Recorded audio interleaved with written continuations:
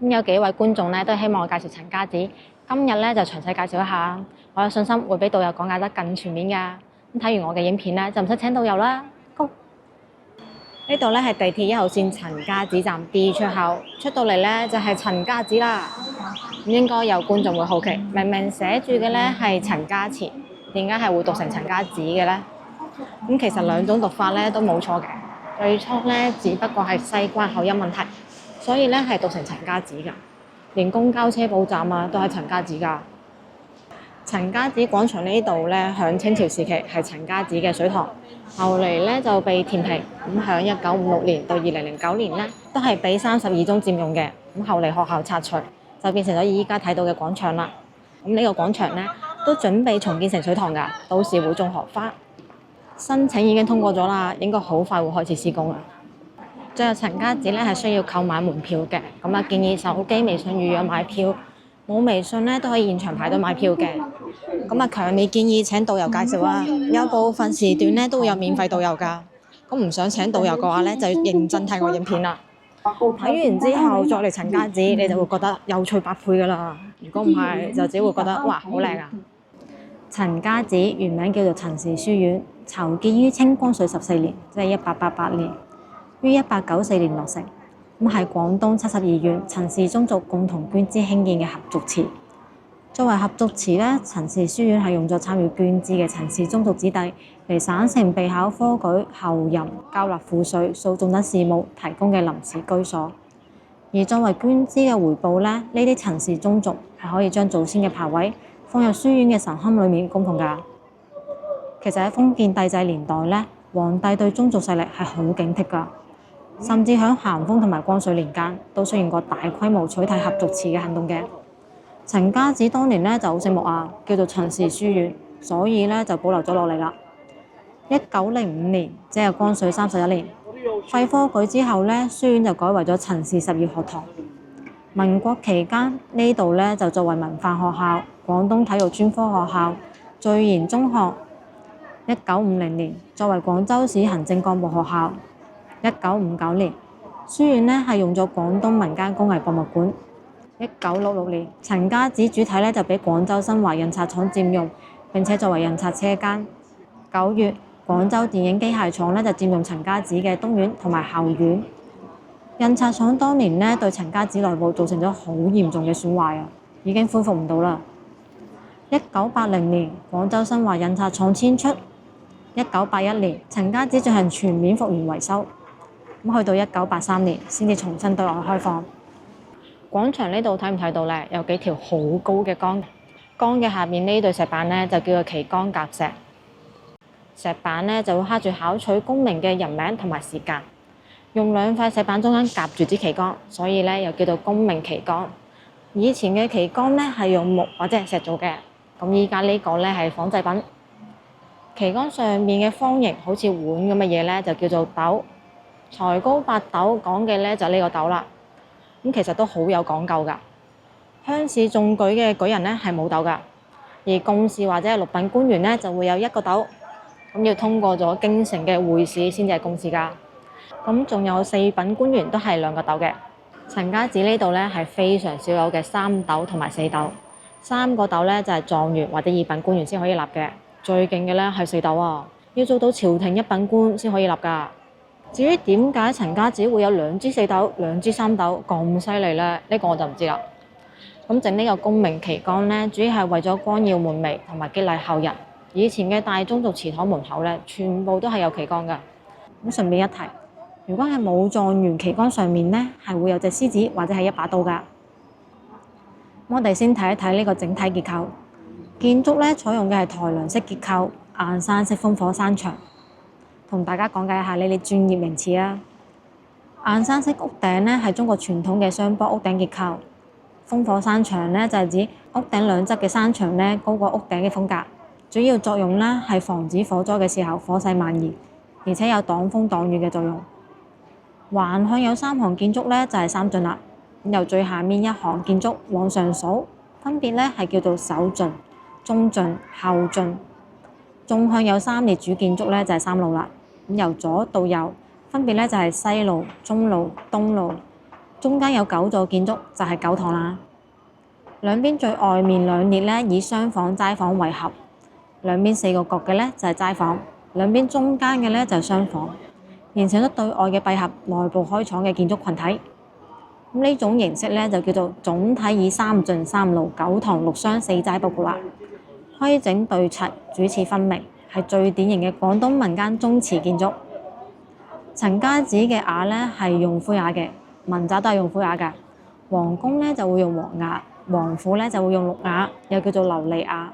我哋之前同福中路嗰期咧拍攝過嘅海棠寺就係用王府規格嘅綠瓦啦。咁就連住個皇帝嘅少林寺啊，都係用綠瓦㗎。不過廣州咧就有間好多遊客中意去嘅寺，重建之後好離譜咁樣用咗黃瓦啊！如果喺120年前係要誅九族㗎。陳家祠嘅門口咧就有2隻石獅子，呢個石獅子咧係嶺南地區晚清石獅造型嘅代表。面對門口右邊嘅咧係雄獅，雄獅係踩住隻石球嘅，象徵咗權力；而左邊嘅咧就係雌獅啦，雌獅捉住隻小獅子，象徵子孫興旺、家族繁榮。呢對石獅子口入邊咧都有石球㗎，石球咧係可以喺口入邊度喐㗎，但係又唔會跌出嚟喎。咁對於清朝嘅工具，難度係唔細㗎，好考驗鏤雕嘅技法。咁最值得一提嘅咧係石獅子下面嘅基座。1950年嘅時候咧，呢2個基座係唔見咗㗎，所以當時咧就隨便整咗個光面冇石雕嘅基座代替。依家睇到嘅基座咧係拆陳家祠廣場上面嘅民居同埋學校嗰時，喺地底度揾到㗎。一對比翻1922年嘅舊相咧，就發現係呢對石獅子嘅基座。因為呢個底座咧係本身嘅底座，所以損毀得咧係比較明顯嘅。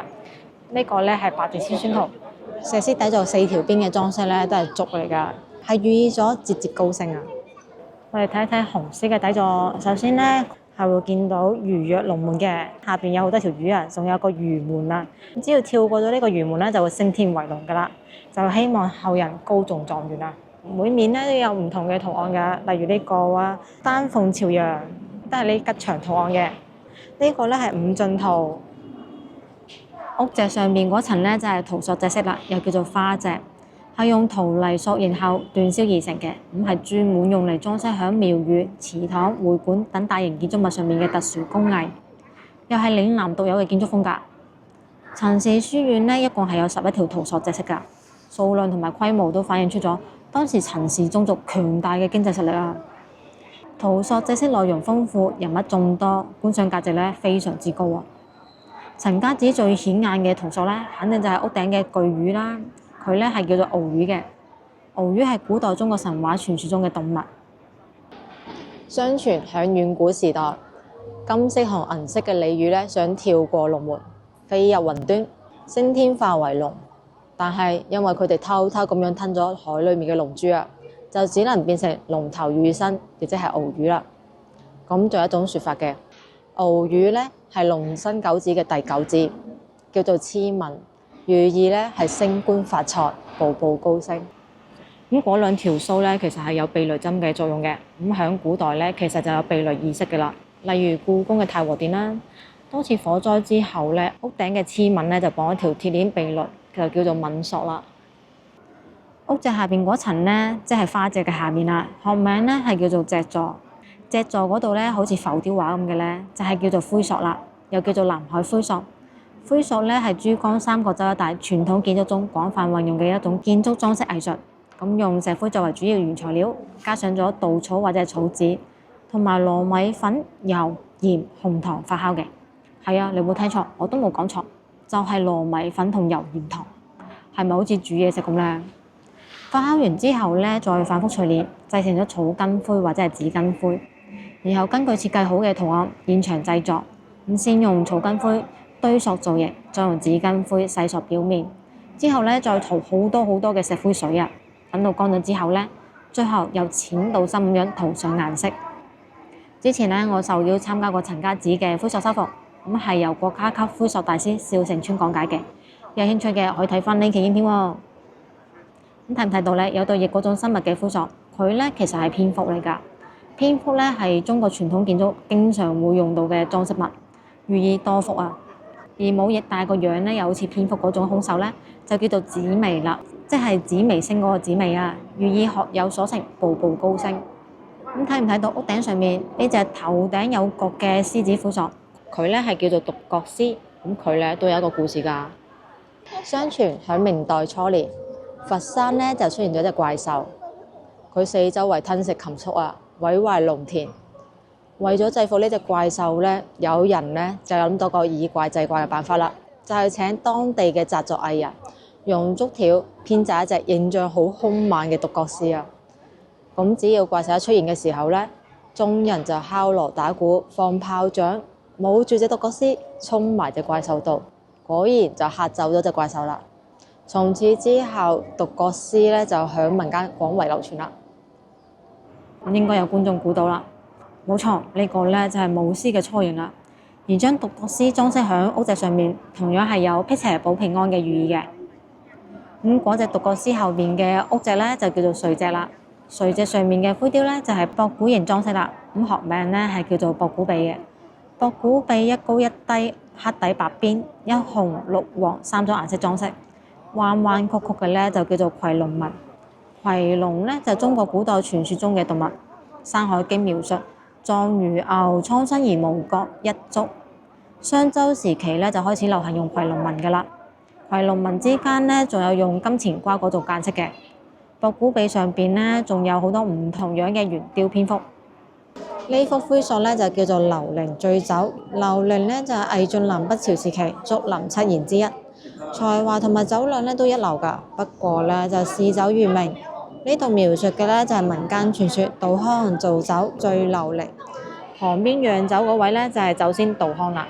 劉伶飲完咗杜康釀嘅酒咧就醉死咗，因為劉伶講過，如果佢醉死咗就直接挖個窿埋咗佢，咁佢老婆咧就照做啦。直到3年之後，佢老婆咧喺條街度見到杜康喎，就鬧佢賣假酒飲死咗佢老公啦。杜康就話啦：你老公冇死到啊，只不過係飲醉咗啫嘛。之後咧，佢哋咧就去挖翻劉伶出嚟，打開棺材一睇，劉伶穿戴整齊，面色紅潤。杜康咧就拍一拍佢話：劉伶起身啦！劉伶果然就坐咗起身啦，打咗個喊路，仲大讚好酒。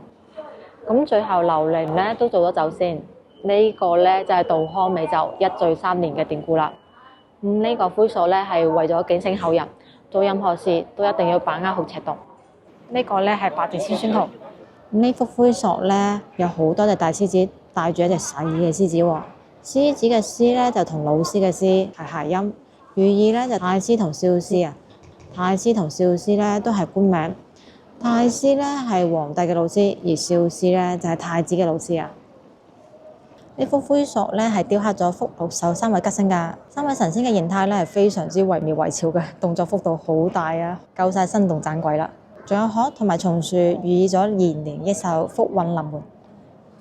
陳家祠嘅主體咧係由青磚建成嘅，青磚嘅優點咧係密度高、透氣、吸水、抗氧化，而且唔容易變形變色，仲有隔熱嘅效果，所以夏天咧都係特別涼爽㗎。首進外牆呢度嘅磚雕咧，我認為係觀賞價值最高嘅地方啊！咁依家睇到嘅主要部分咧，都係清朝時期以黃南山為主嘅磚雕藝人。用東莞高品質嘅青磚，先水磨光滑咗表面，再精雕細刻拼接而成嘅。咁為咗有立體感咧，甚至係有5層磚㗎。咁好彩啊，喺嗰10年咧破壞得唔算太嚴重，所以都可以修復到。外牆上面咧一共係有6幅磚雕，最大嘅2幅咧係人物磚雕，其他嘅4幅磚雕咧就係花鳥作品。左邊呢埲牆咧由左邊依次係松雀圖、梁山聚義圖、梧桐柳行鳳凰圖。咁呢幅咧就係松雀圖啦。4幅花鳥磚雕咧都係闊3.4米，高1.65米。咁松雀圖咧係以松樹同埋喜鵲構成咗主要圖案，寓意咧係長壽吉祥。作品咧就淨係得連款，時於光緒甲午，下碗偶書，瑞昌造。而喺佢旁邊中間嘅呢幅咧就係梁山聚義圖啦。咁2幅人物作品石雕咧都係闊3.6米，高1.75米嘅。咁大嘅磚雕喺廣府建築裏面咧係極為少見㗎。梁山聚義圖描述嘅咧就係梁山好漢托塔天王晁蓋帶領下響聚義廳開會嘅情節啊。人物咧一共係有52人㗎，造型各異，性格突出。可惜嘅咧就係其中大部分人物嘅樣貌啊係被破壞過㗎。咁依家睇到嘅咧係修復後嘅。呢幅咧就係梧桐柳杏鳳凰圖，以梧桐、柳樹、杏樹同埋鳳凰構成咗主要圖案，寓意喜事連連。咁款式咧係有畫名、年款同埋雕刻者黃南山嘅全名㗎。咁右邊呢幅牆咧，由右邊依次就係五輪全圖、劉慶福郎區圖同埋白鳥圖。呢幅咧就係白鳥圖啦，以鳥、松樹、竹為雕刻對象嘅，寓意家族興旺發達。款式咧有畫名、題畫師、年款同埋雕刻者黃南山嘅全名啊。咁四幅花鳥作品嘅兩側咧都配有磚雕書法，以歷代詩文為題。例如白鳥圖嘅左邊咧題寫嘅就係宋代程顥嘅春日牛城，右邊題寫嘅咧就係唐代杜牧嘅寄揚州降卓判官。呢幅咧就係劉慶福郎區圖，講述嘅咧係一個歷史故事。北宋年間，西夏過送俾宋朝一隻叫做狼駒嘅烈馬，聲稱咧如果冇人能夠降服佢，西夏就要攻打中原。最終敵清麾下嘅猛將劉慶咧就製好咗呢匹狼駒，西夏國就只好臣服於宋朝啦。呢個磚雕構圖咧巧妙，人物係有成40幾個㗎，中間企緊喺度好開心嗰個咧就劉慶啦，旁邊係西夏官員，好沮喪咁樣睇住被降服嘅狼駒，下方雕有遂昌造字樣。呢幅咧就係五輪全圖，雕刻咧就有鳳凰、仙鶴、鴛鴦、直靈同埋黃鶯5種禽鳥。款式咧有畫名、有題畫師同埋雕刻者黃南山嘅全名啊。咁呢幾種禽鳥咧響古代係代表咗五倫㗎，係為咗提醒後人要遵守呢5種人倫準則㗎。有冇觀眾知道係邊5種呢？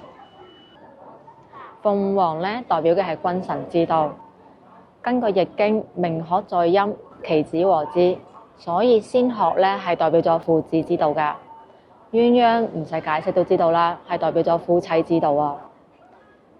根據詩經，直靈在原，兄弟急難，所以直靈咧係代表咗兄弟之道㗎。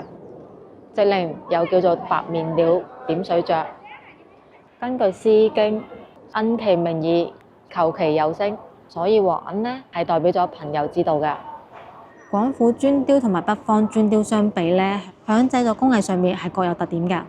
北方磚雕咧大多數都係響泥坯上面雕好圖案，再送入柴窯燒製，但係廣府磚雕咧大多數都係響燒製好嘅青磚上面雕刻而成嘅，係真正意義上嘅磚雕啊。陳家祠呢度咧就有好多嘅磚雕，都係番禺人黃南山嘅作品。佢咧係廣府磚雕界歷史上數一數二嘅大師啊。陳家祠嘅正面咧係有4個門廊㗎，呢個咧係德表門。德表嘅意思咧就係德行表率，後人咧就應該以祖先為典範。呢幅灰塑咧就叫做洞天福地。德表門廊嘅磚雕咧係瓜瓞綿綿，象徵咗子孫繁衍、家族昌盛。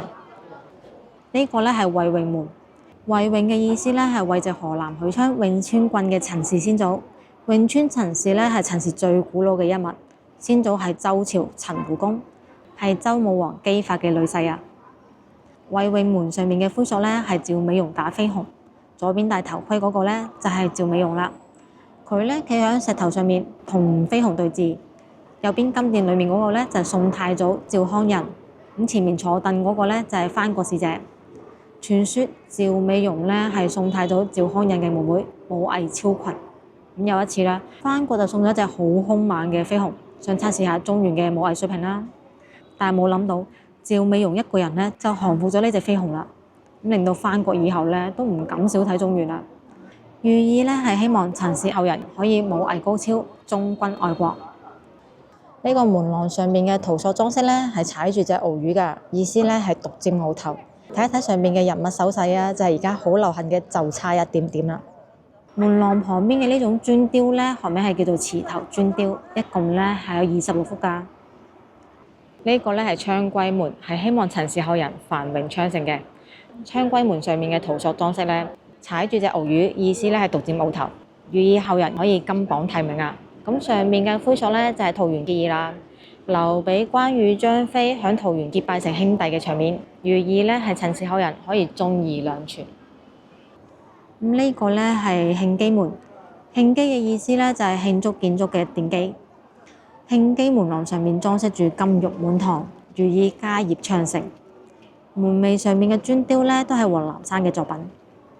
咁慶基門上面嘅灰塑咧講嘅係三國時期關羽計斬蔡陽嘅故事啊。呢個城咧就係依家嘅駐馬店古城鄉。城樓上面擂鼓助威嘅咧就係張飛啦，騎住赤兔攞住青龍偃月刀嘅咧就係關羽啦。而另外一個騎馬嘅咧就係曹操嘅手下蔡陽。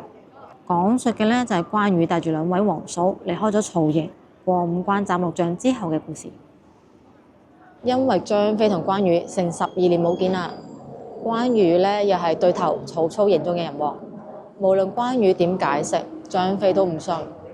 張飛就話啦：如果3通古之內關羽斬唔到蔡陽，就係同曹操有路，要同關羽斷絕兄弟情誼。關羽就唯有同蔡陽單挑啦。蔡陽咧其實都好好打㗎，所以3通古已經擂過咗2通啦，關羽都仲未贏到啊！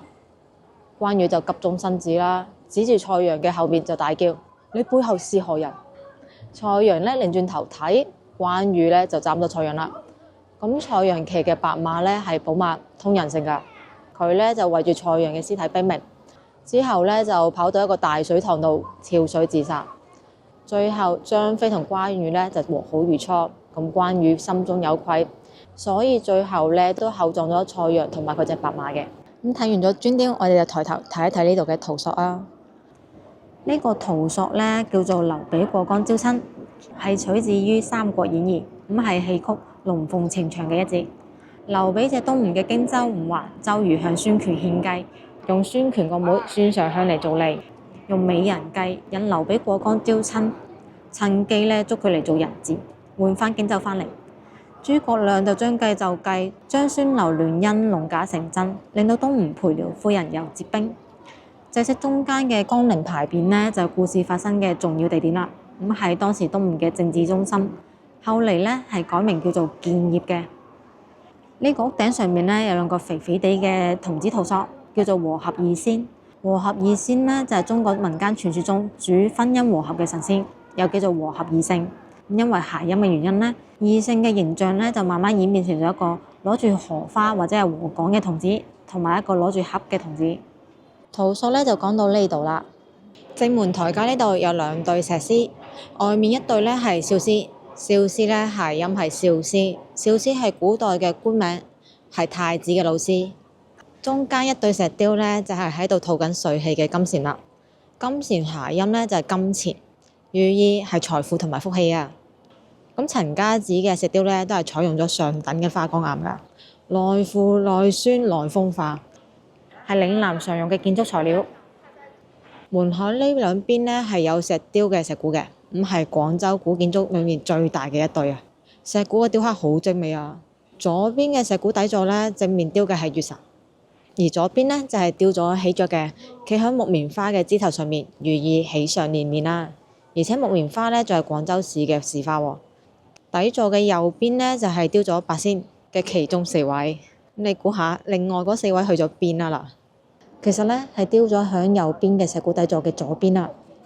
底座中間咧就雕刻咗日神，右邊咧就雕刻咗喜鵲企響梅花枝頭上面。梅嘅諧音咧就係眉，寓意咧係喜上眉梢。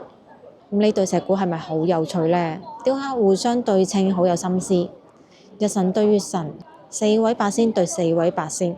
喜上連綿對喜上眉梢，呢啲咧就係廣府建築裏面嘅特色啦。如果冇人介紹，根本就唔會知道㗎。石鼓右邊嘅牆咧都有石雕㗎，前3幅咧係雕刻咗雀、鹿、蜂、猴，寓意咧係着鹿封侯。咁中間除咗有封侯之外咧，仲有個大印掛喺樹嗰度㗎，寓意咧係封侯掛印啊。意思咧係皇帝會賜官受印，可以升官。咁右邊嘅石雕咧就係寶鴨春聯啦，鴨咧就同甲係諧音，寓意第1名啊。蓮花嘅蓮咧就同連續嘅連係諧音，寓意咧係連續考第1名，科舉中狀元啊。而右邊呢個石雕咧就係麒麟吐玉書啦。麒麟係古代中國傳說中嘅動物，係人壽有吉祥嘅象徵嘅。相傳孔子出世嘅時候咧，孔子個阿媽就夢見咗麒麟吐玉書，所以麒麟吐玉書咧係有聖人出世嘅寓意嘅。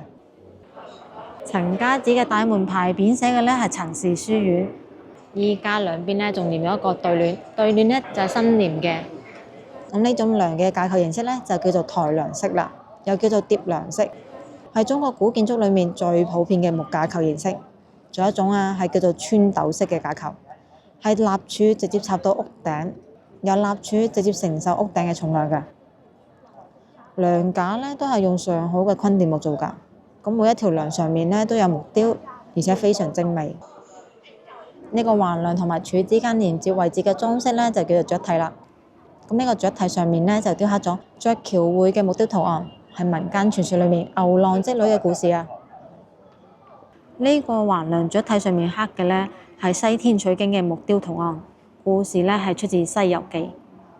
咁呢個雀體木雕裏面咧有對翼嘅咧就係民間傳說裏面嘅雷神生還，俗稱雷公，佢咧係掌管天上嘅雷電同埋降雨。而嗰個木雕裏面彎弓嘅咧就係傳說中嘅張仙啦。咁佢咧有個稱號㗎，道教送子男神啊。咁攞住一把4木老翁彈弓，見到邊個屋企有災咧，就瞄準一射就可以消災㗎啦。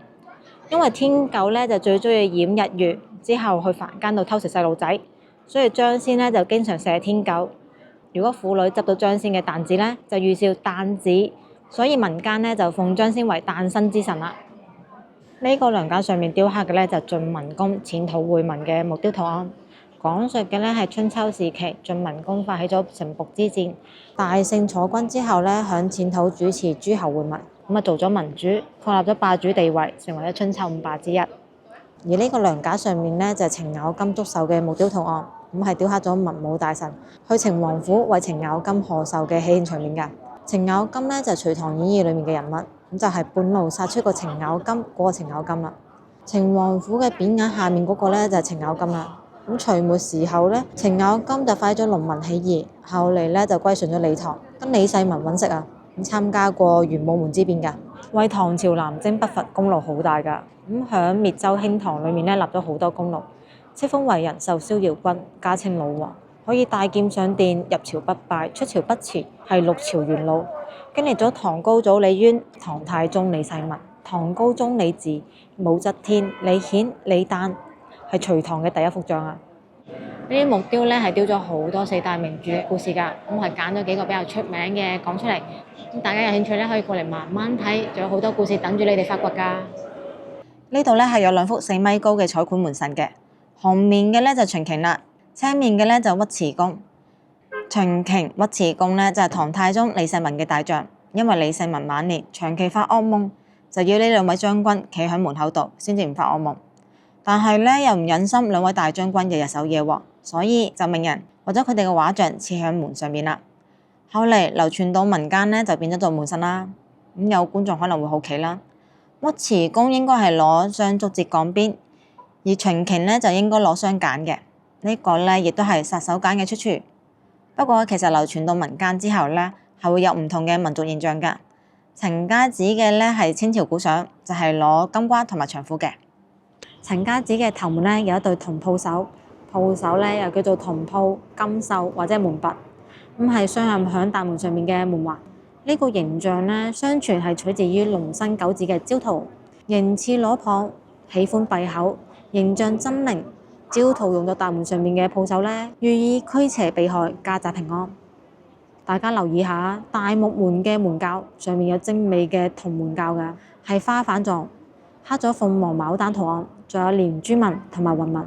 連珠紋咧就代表咗太陽嘅光芒，配合雲紋，寓意生生不息、連綿不斷。首進大門一入嚟咧，就係首進正廳啦。咁正廳嘅兩邊咧就有一對楹聯嘅。倒轉太幽，聲聚一堂窗後世。不倫廣雅，豐培8月振斯文。咁等我同大家講解一下，太幽咧係指廣東陳氏一脈嘅祖先陳實，佢咧就係東漢名士河南潁川人，曾任太幽長，後世咧就稱其為陳太幽。而廣雅咧就係指廣雅書院啦，咁由清代嘅兩廣總督張之洞創辦嘅。廣雅書院清朝時期咧就響西村源頭村。咁陳家祠嘅選址咧響廣州城西門外嘅蓮園大街。離廣雅書院咧就唔遠，所以下聯寫嘅咧係德倫廣雅。呢對楹聯嘅意思咧就係繼承發揚太丘祖嘅高尚道德，聚集賢能之士於一堂，後世咧就更加昌盛啦。同德高望重嘅廣雅書院為鄰，用良好嘅學風培養廣東子弟，振興人民之風。首進門頭呢度咧就有最值得詳細介紹嘅木雕啦，就係呢4扇木雕屏風，構圖嚴謹對稱又富於變化，從上到下係刻畫咗吉祥寓意嘅內容嘅，全部都係有寓意嘅。屏風嘅下面呢係叫做裙板嘅，上面呢係叫做屏心嘅。屏心部分呢就用咗雙層鏤空嘅技法，前後兩邊呢都可以睇到相同嘅圖案㗎，一眼望過去好似係左右對稱，完全一樣添。如果認真睇呢係有區別㗎。中間兩扇屏風嘅屏心圖案呢係叫做金殿賞賜同埋金殿比武嘅，咁睇唔睇得出區別呢？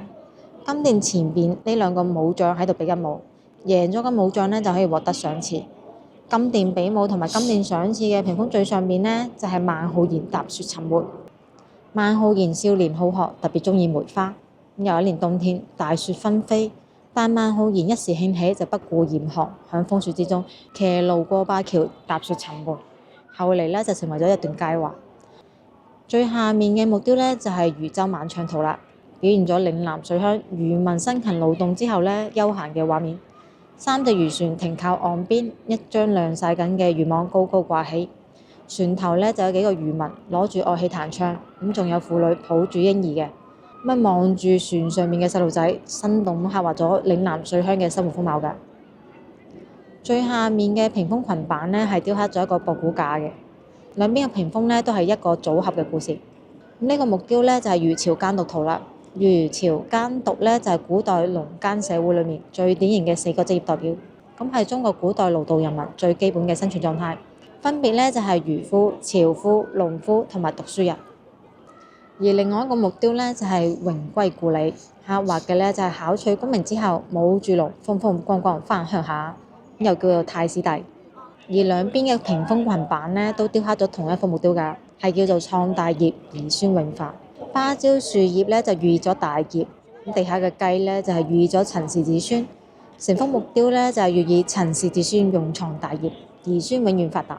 咁我哋睇一睇屏風嘅背面啦，因為係用雙層鏤空技法，所以屏心木雕咧係同正面一樣嘅，唔同嘅咧係屏風嘅裙板。我哋睇一睇呢個屏風嘅裙板啦，呢個木雕咧係我最中意嘅，遠睇咧係用竹組成一個福字，諧音咧就係祝福。認真睇咧就會發現啦，右邊呢係個多字嘅草書，左邊呢就係個壽字嘅草書啊，寓意多福多壽。竹上面呢仲有仙鶴，都係代表長壽嘅。咁呢棵竹呢係老竹，老竹呢就比喻陳氏家族歷經奮鬥創下嘅雄厚基業啊。大家有冇留意到呢？竹上面長咗新芽出嚟㗎，寓意青春生生不息啊。都有題字㗎，青春發達，大器晚成。陳氏祖先呢，就希望陳氏後人能夠青春發達，即使暫時失意都唔使氣餒㗎，遲早都會大器晚成。咁旁邊呢個屏風裙板木雕呢，就叫做5福捧壽，香爐點香嘅香煙呢，化成咗5隻蝙蝠同埋一個壽字，寓意福壽連綿。咁我哋依家呢，就睇睇首進正廳嘅屋頂，抬頭睇木梁上面嘅方形嘅大木頭呢，就叫做陀墩，又叫做陀墩、陀峰。主要作用呢，就係將上梁承受嘅重量傳到下梁。咁上表面如果係平嘅呢，就叫做墩；如果係凸嗰啲呢，就叫做峰。陀墩呢，就仲可以調節上下梁之間嘅高低差嘅。陳家祠首進大廳嘅陀墩呢，有好靚嘅木雕㗎。咁依家呢，就睇完咗首進正廳啦，出發去首進西廳，往左轉。可惜啊，首進西廳呢就裝修緊，就入唔到睇。入邊呢係文創天地。咁我哋睇一睇外邊嘅圍欄。圍欄呢度呢有好多石雕㗎。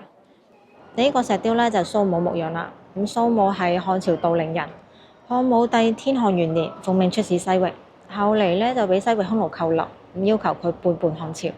咁佢寧死不屈，後嚟呢就俾匈奴流放到北海，即係依家嘅貝加爾湖。蘇武呢就以牧羊為生，長達19年，秉持漢節，誓不投降。咁係古代嘅民族英雄。咁我哋就前往西齋房啦。喺4個角嘅呢就叫齋房。依家西齋呢係佈置一個景觀嘅，擺咗好多古董凳㗎。外邊嘅呢個木雕咧先係精華，上邊有荔枝啦，下邊咧就有好多菩提子，全部都係多子嘅水果啊，就寓意多子多福。旁邊咧就有鮮荷啊、竹啊，都係寓意老人家長壽百歲啊。廳嘅吊燈咧，梗係木燈啦、木台同埋木窗啊，搭配以前嘅彩繪玻璃，非常之靚。喺西齋房出返嚟咧，往前行就係西廂啦。西廂房裏面咧，除咗有商品之外，仲有少量原本嘅裝飾嘅。呢個咧係彩繪夜宴桃李，就係以唐代著名詩人李白嘅《春夜宴諸重帝，桃李園在》為題材而畫嘅。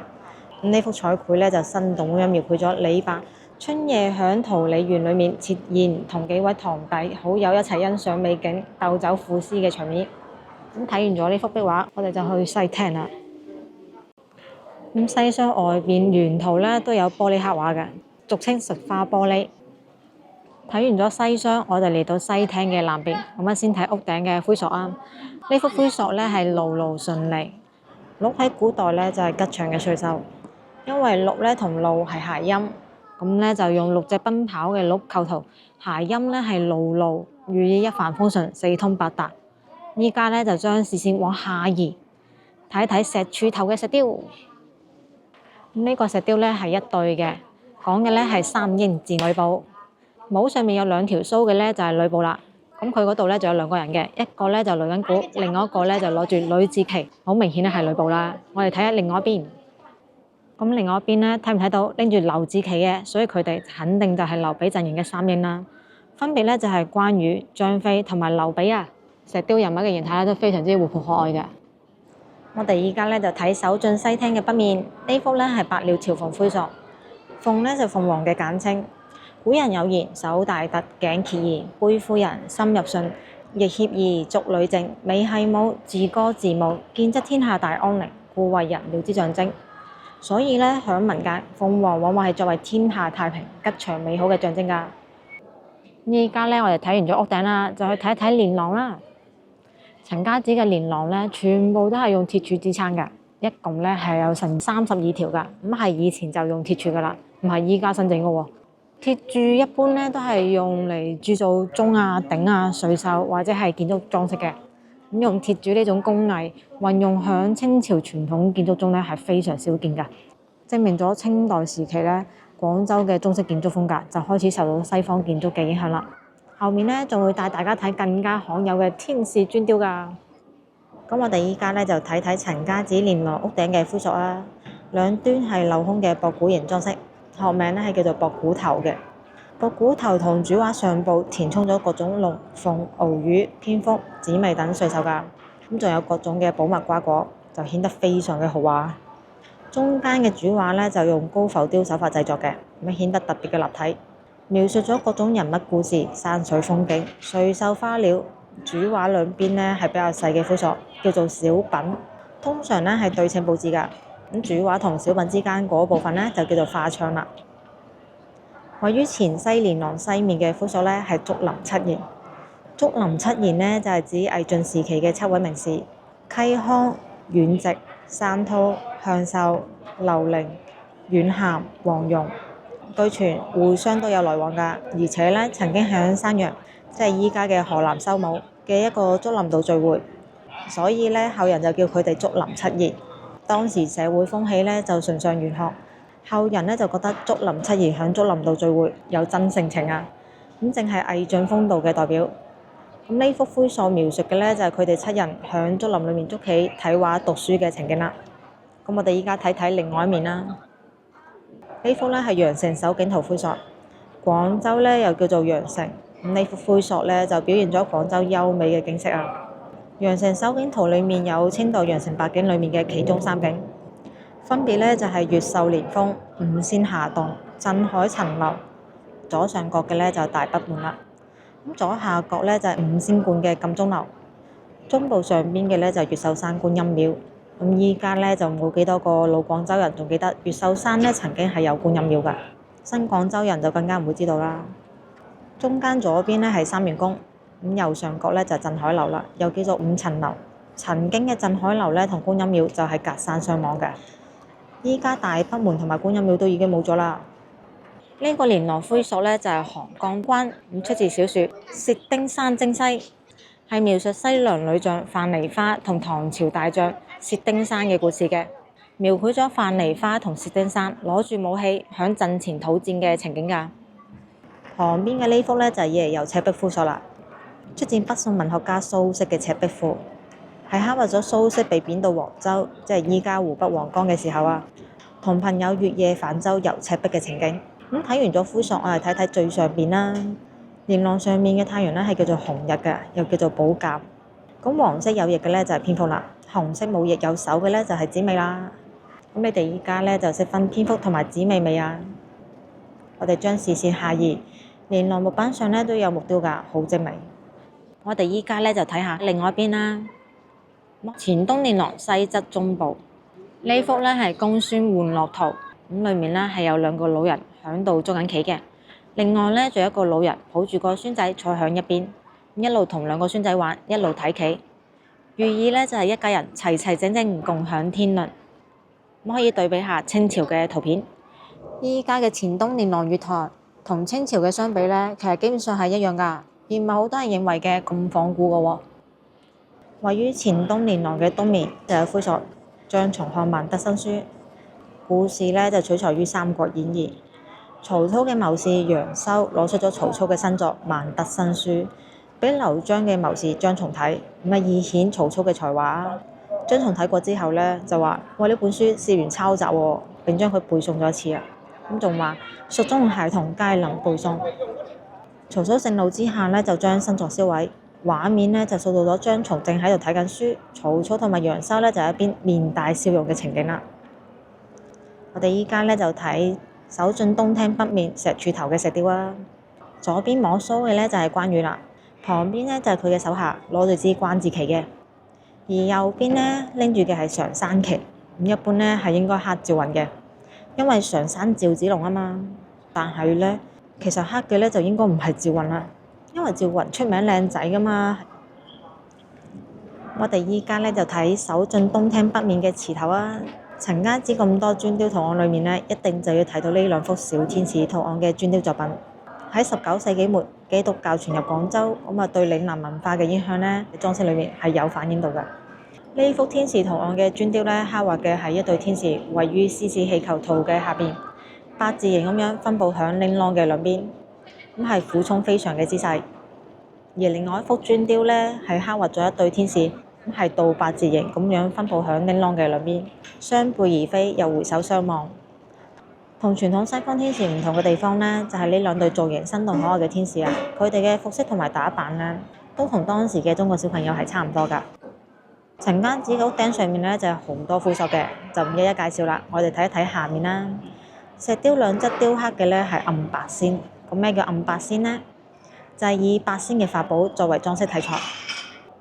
又叫做道家八寶，荷花咧就代表咗何仙姑，寶劍咧就代表咗呂洞賓，咁芭蕉扇咧就代表咗項鍾離，魚鼓咧就代表咗張果老，花籃咧就代表咗藍采和，葫蘆咧就代表鐵拐李，咁笛咧就代表何雙子，陰陽板代表嘅咧就係曹國舅啦，咁係中國古代建築裏面常見嘅吉祥圖案啦。相傳咧有辟邪作用㗎，中間雕刻嘅咧就係百字千孫圖啦。逢係呢啲字咧，指嘅係獅子啊！睇完咗下邊，我哋就睇翻下上面。上面咧係雕刻咗倒轉嘅蝙蝠嘅，意思咧係福到。咁睇完咗守進東廳嘅北面，我哋依家咧就睇中進東廳嘅南面啦。由最上邊嘅睇起，上邊嘅灰索咧係八寶圖，兩邊咧係刻畫咗紅日嘅。睇完咗最上面，將目光移下邊少少，呢度咧就雕刻咗木雕版嘅魚樵耕讀圖。漁樵耕讀分別就係漁夫、樵夫、農夫同埋讀書人。咁喺水裏面、船上面撒網捉魚嘅咧就係漁夫啦，擔緊柴嘅咧就係樵夫啦。橋上面攞鋤頭嘅咧就係農民啦。咁艇入邊讀書嘅咧就係讀書人啦。我哋咧就將視線向下移，睇中進東路南邊嘅石柱頭。呢個石雕咧就係穆桂英掛帥，故事咧就出自小説《楊家將》。故事描寫係北宋時。西夏咧就侵犯邊境，辭官隱居嘅佘太君咧聞訊，就派曾孫楊文廣、楊金花去汴京攞木字旗嘅咧就係楊文廣啦。楊文廣呢響教場比武，倒劈兵部尚書王強之子王倫，奪得咗帥印歸來。咁穆桂英呢就深感朝廷刻薄寡恩，就唔想再為朝廷效力。但佘太君呢就勸佢以抵禦西夏為重。穆桂英呢於是就掛帥出征。咁石雕呢就刻畫咗穆桂英頭戴英冠，身穿戰袍，手執長矛，左右兩位勇士呢，一個就擊鼓，一個呢就手舉宋字嘅帥旗。咁睇完咗上邊嘅，我哋又可以將個頭耷翻落嚟啦，睇一睇下面嘅石雕。呢幅石雕有冇印象先？大家記唔記得？俾少少時間你諗諗。3、2、1，刻畫嘅呢就係雀鹿封喉啦。睇唔睇到？最右邊嘅係雀，中間嘅係鹿，左邊呢就係封同埋喉啦。咁喺呢張石雕入邊呢，仲有一個心意嘅，又睇唔睇得到？呢個深層意思呢，就係棵樹上邊呢係掛住一個印嘅，係寓意封喉掛印啊。而隔離嘅呢，就係畫龍點睛啦。石雕描述嘅呢，就係張真堯畫龍點睛嘅情形啦。南北朝時期嘅梁朝有一位好出名嘅大畫家，叫做張真堯。佢嘅繪畫技術呢，就好高超嘅。傳說有一年，梁武帝呢，就要張真堯為金陵嘅安東寺畫畫，佢呢，就只用咗3日時間，就喺寺廟嘅牆壁上面畫咗4條金龍啦，而且畫得栩栩如生，咁就好似真龍一樣啊！咁美中不足嘅呢，就係4條龍呢，全部都係冇眼嘅。張真堯呢就解釋話，如果同龍點咗眼珠呢，龍就會破壁飛走噶啦。咁大家聽到之後呢，都覺得佢吹水啊。張真堯呢就只好當住眾人嘅面提起畫筆，輕輕咁樣幫2條龍點上咗眼睛啦。咁突然間天空呢就烏雲密佈，狂風四起啊，行雷閃電。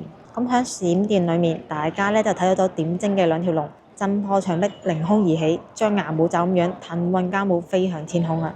咁再睇翻牆上面啦，就真係得翻2條未點眼睛嘅龍喎。咁睇完咗呢邊，我哋睇一睇另外一邊嘅石板。呢邊嘅石藍板石刻呢，刻畫嘅係麻姑獻壽。麻姑獻壽呢，就中國流傳好廣嘅神話傳說啦。相傳麻姑呢係一位樸實美麗嘅民間女子，佢死咗之後呢，就成為咗仙女，住響蓬萊仙島嘅。民間傳說王母娘娘3月3過生日嘅時候呢，係會舉辦蟠桃宴會嘅。咁各路神仙呢都會嚟祝壽㗎。麻姑呢就用鋼珠河畔嘅荔枝釀成咗美酒，獻俾王母娘娘。咁呢個呢就係麻姑獻壽嘅故事啦。麻姑呢係代表咗對長者或者係客人嘅衷心祝福。後世呢係通常用作祝壽㗎。麻姑手捧蟠桃，旁邊呢就雕刻咗祝同埋賀，諧音呢就祝賀。賀呢就係長壽嘅意思，咁啊寓意祝賀長壽。手進嘅細節呢，我哋就講完啦。依家睇睇手進嘅大環境。而家鏡頭前面呢個呢，就係手進東廳。東廳而家呢係作為咗嶺南傳統建築裝飾藝術嘅展覽嘅，俾你哋大概睇睇。呢啲展覽呢，雖然喺陳家祠入邊，但係唔另外收費㗎。展出啲展品呢都好精美，有部分呢係我哋之前喺3館合一民族博物館入邊睇到過嘅。入邊人呢唔少㗎，佈置得好精美㗎。擺咗入展櫃雕刻咧，就可以近距離咁樣睇得清一啲。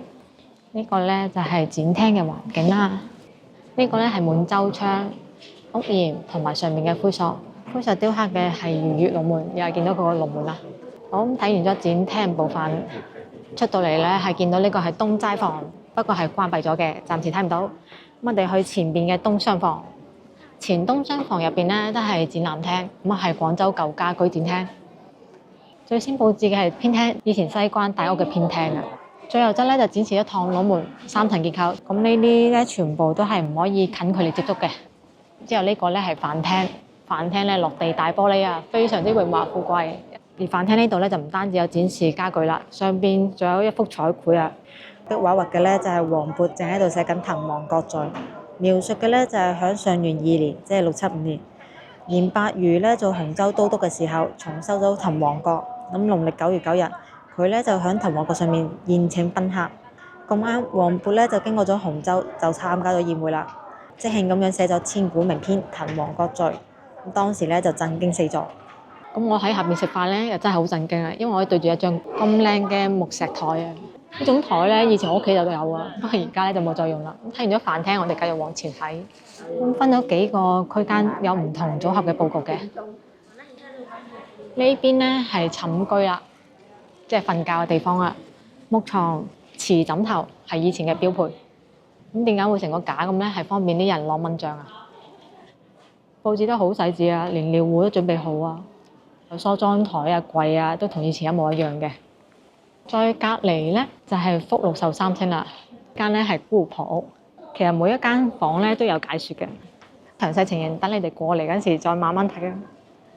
呢種玻璃刻畫咧，俗稱係叫做雪花玻璃嘅，咁大部分咧係用咗格扇、屏風、門裝飾嘅。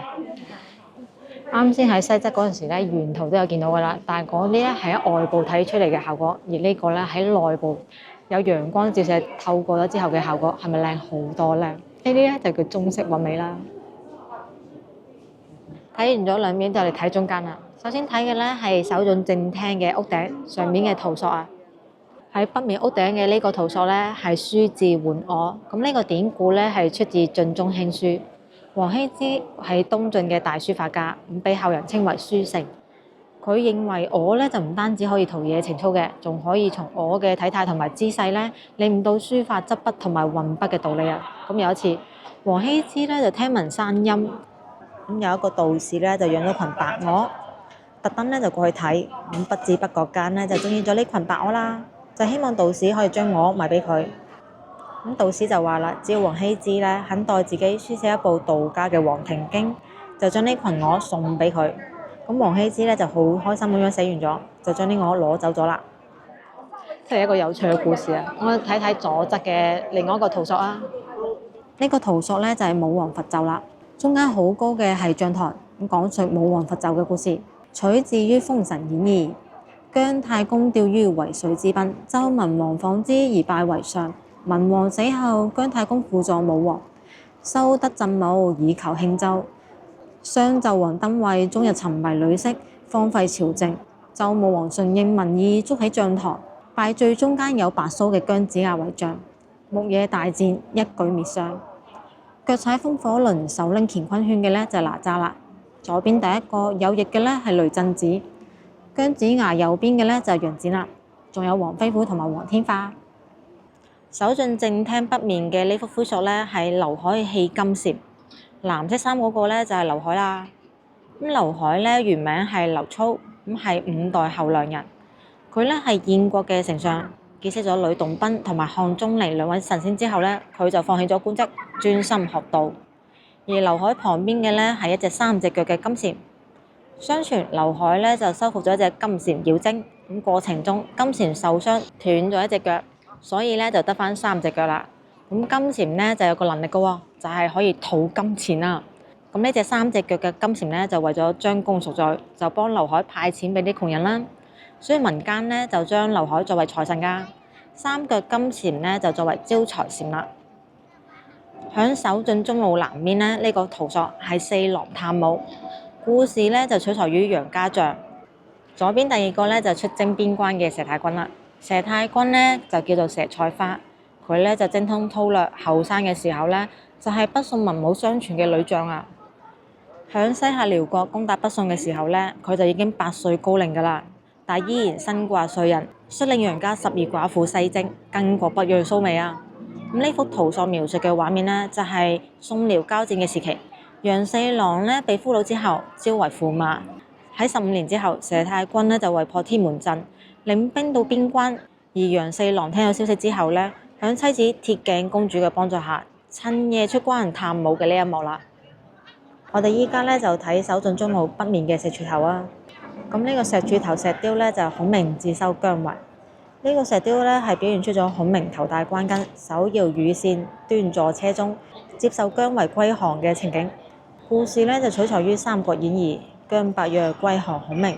姜維字伯約，自幼博覽群書，兵法武藝無所不通啊！姜維咧最初係魏國嘅武將，咁有一次同蜀國嘅趙雲交戰裏面咧，就設計戰勝咗趙雲。趙雲回營之後咧，就同孔明讚姜維智勇雙全。孔明咧就覺得姜維好有才華，想收咗姜維。後嚟孔明就設計導致姜維走投無路，就只可以歸降孔明。孔明得到個姜維之後咧，就話：吾自出茅廬以來，遍求賢者，欲傳其平生之學，幸未得其人。今遇伯約，吾願足矣。孔明後嚟咧就當姜維係接班人培養啦。咁我哋睇完咗上面，終於可以耷低個頭啦，睇睇下邊嘅石欄板。呢度刻畫嘅咧係太師少師石雕。咁睇完咗石欄板，我哋又抬頭睇睇上面嘅磚雕啊。要睇嘅係守盡中路北面嘅池頭磚雕。呢個磚雕咧係舌戰群儒，故事咧就出自《三國演義》中嘅諸葛亮舌戰群儒，魯子敬力非眾議呢一回啦。曹操大軍壓境，形勢危急，諸葛亮咧就奉劉備嘅命令，前往聯絡孫權，共同抗曹。諸葛亮呢，以其超人嘅膽識同埋雄辯之才，說服咗孫權，結成咗抗曹聯盟。磚雕圖案裏面手持羽扇嘅就係諸葛亮啦，咁坐中間嗰個咧就係孫權啦。東吳群臣咧就圍繞四周。咁睇完咗呢個池頭磚雕，我哋就往後轉睇睇聚賢堂嘅中間頂部，上面有好大片嘅圖塑啊。呢個瓦脊咧係長27米㗎，全高係有成4.2米。喺陳家祠嘅11條圖塑隻色裏面，中進聚賢堂上面嘅呢條隻色咧係製作得最精美嘅。咁佢係產自佛山石灣鎮，俗稱石灣瓦脊。呢條隻色咧就一共塑造咗224個人物，仲用咗各種嘅前肢瓜果圖形，表示咗瓜瓞連綿，寓意子孫昌盛。不過就好可惜，呢條咧係按1911年樣式仿製嘅。最初期嘅係吳琦玉器店響光緒17年，即係1891年製作㗎。光緒34年，即係1908年，颱風毀壞。宣統3年，即係1911年，由文娛壁店再造。1975年又俾颱風摧毀咗啊！咁1981年就係石灣建築陶瓷廠根據1958年拍攝嘅舊相重新仿造咗啦。因為左下角嘅石灣建築陶瓷廠仿製就係證據啦。左上角嘅呢個圖塑咧係麒麟送子，個細路仔咧係騎喺隻麒麟上面嘅，旁邊嘅咧就係和合二仙啦。和合二仙咧就係中國民間傳說中主婚姻和合嘅神，咁稱之為和合二聖。傳說唐代詩僧韓山與拾得兩人相交甚厚，和睦同心，民間咧就珍視佢哋情同手足嘅情誼，所以咧就將佢哋推崇為和睦友愛嘅民間愛神啦。直到清代雍正皇帝正式封韓山為和聖，拾得為合聖，和合二仙咧就從此名揚天下啦。後嚟民間就為咗迎合大眾嘅喜好，就取漢語嘅和同埋和、合同埋合諧音，咁啊將異性嘅形象咧慢慢咁演變成咗一位係持和穗，一位係捧合雙向嘅兩位童子啦。而另一幅圖咧就係壽星送子，咁下面3幅咧就係花圖啦。而右邊嘅圖案咧就係一樣嘅，因為係對稱噶嘛。旁邊嘅呢啲咧係叫做花窗，係4幅小圖，咁係描繪咗人們喺樹林裏面休閒嘅情景嘅。仲有一個花窗咧就係鏤空嘅，用咗瓜果嚟做裝飾。咁睇完咗屋頂嘅呢啲小細節之外，我哋睇睇屋頂嘅鰲魚啊。咁屋頂嘅鰲魚咧，除咗狀元及第同埋獨佔鰲頭嘅意思之外咧，其實仲有一個隱藏嘅玄學嘅喎。古人咧就覺得鰲魚屬水，如果裝飾喺屋脊上面咧，係可以鎮火災㗎。中進聚賢堂嘅正脊灰塑，正中間嘅咧係竹林七賢，兩邊嘅咧就係太師少師啦。仲有個花魁獨佔，小品裏面咧就用藍底白字咁寫咗唐詩宋詞，增加咗陳家祠嘅文學氣息㗎。花窗裏面咧就裝飾咗果籃、寶瓶、金蟾、吐水器。大家睇一下聚賢堂瓦脊兩邊嘅山牆啦，咁呢種山牆學名係叫做垂脊嘅，上邊兩邊都有一個好大嘅蝙蝠啊，望住前面嘅兩個大銅錢，寓意咧係福在眼前。不過我就覺得應該叫做見錢眼開啊，係咪更加貼切呢？各位觀眾覺唔覺得呢？睇完咗屋頂，我哋睇翻落嚟啊，正前方下邊嘅呢個比地下高一級嘅叫做月台。我認為係觀賞價值比較高嘅地方啊！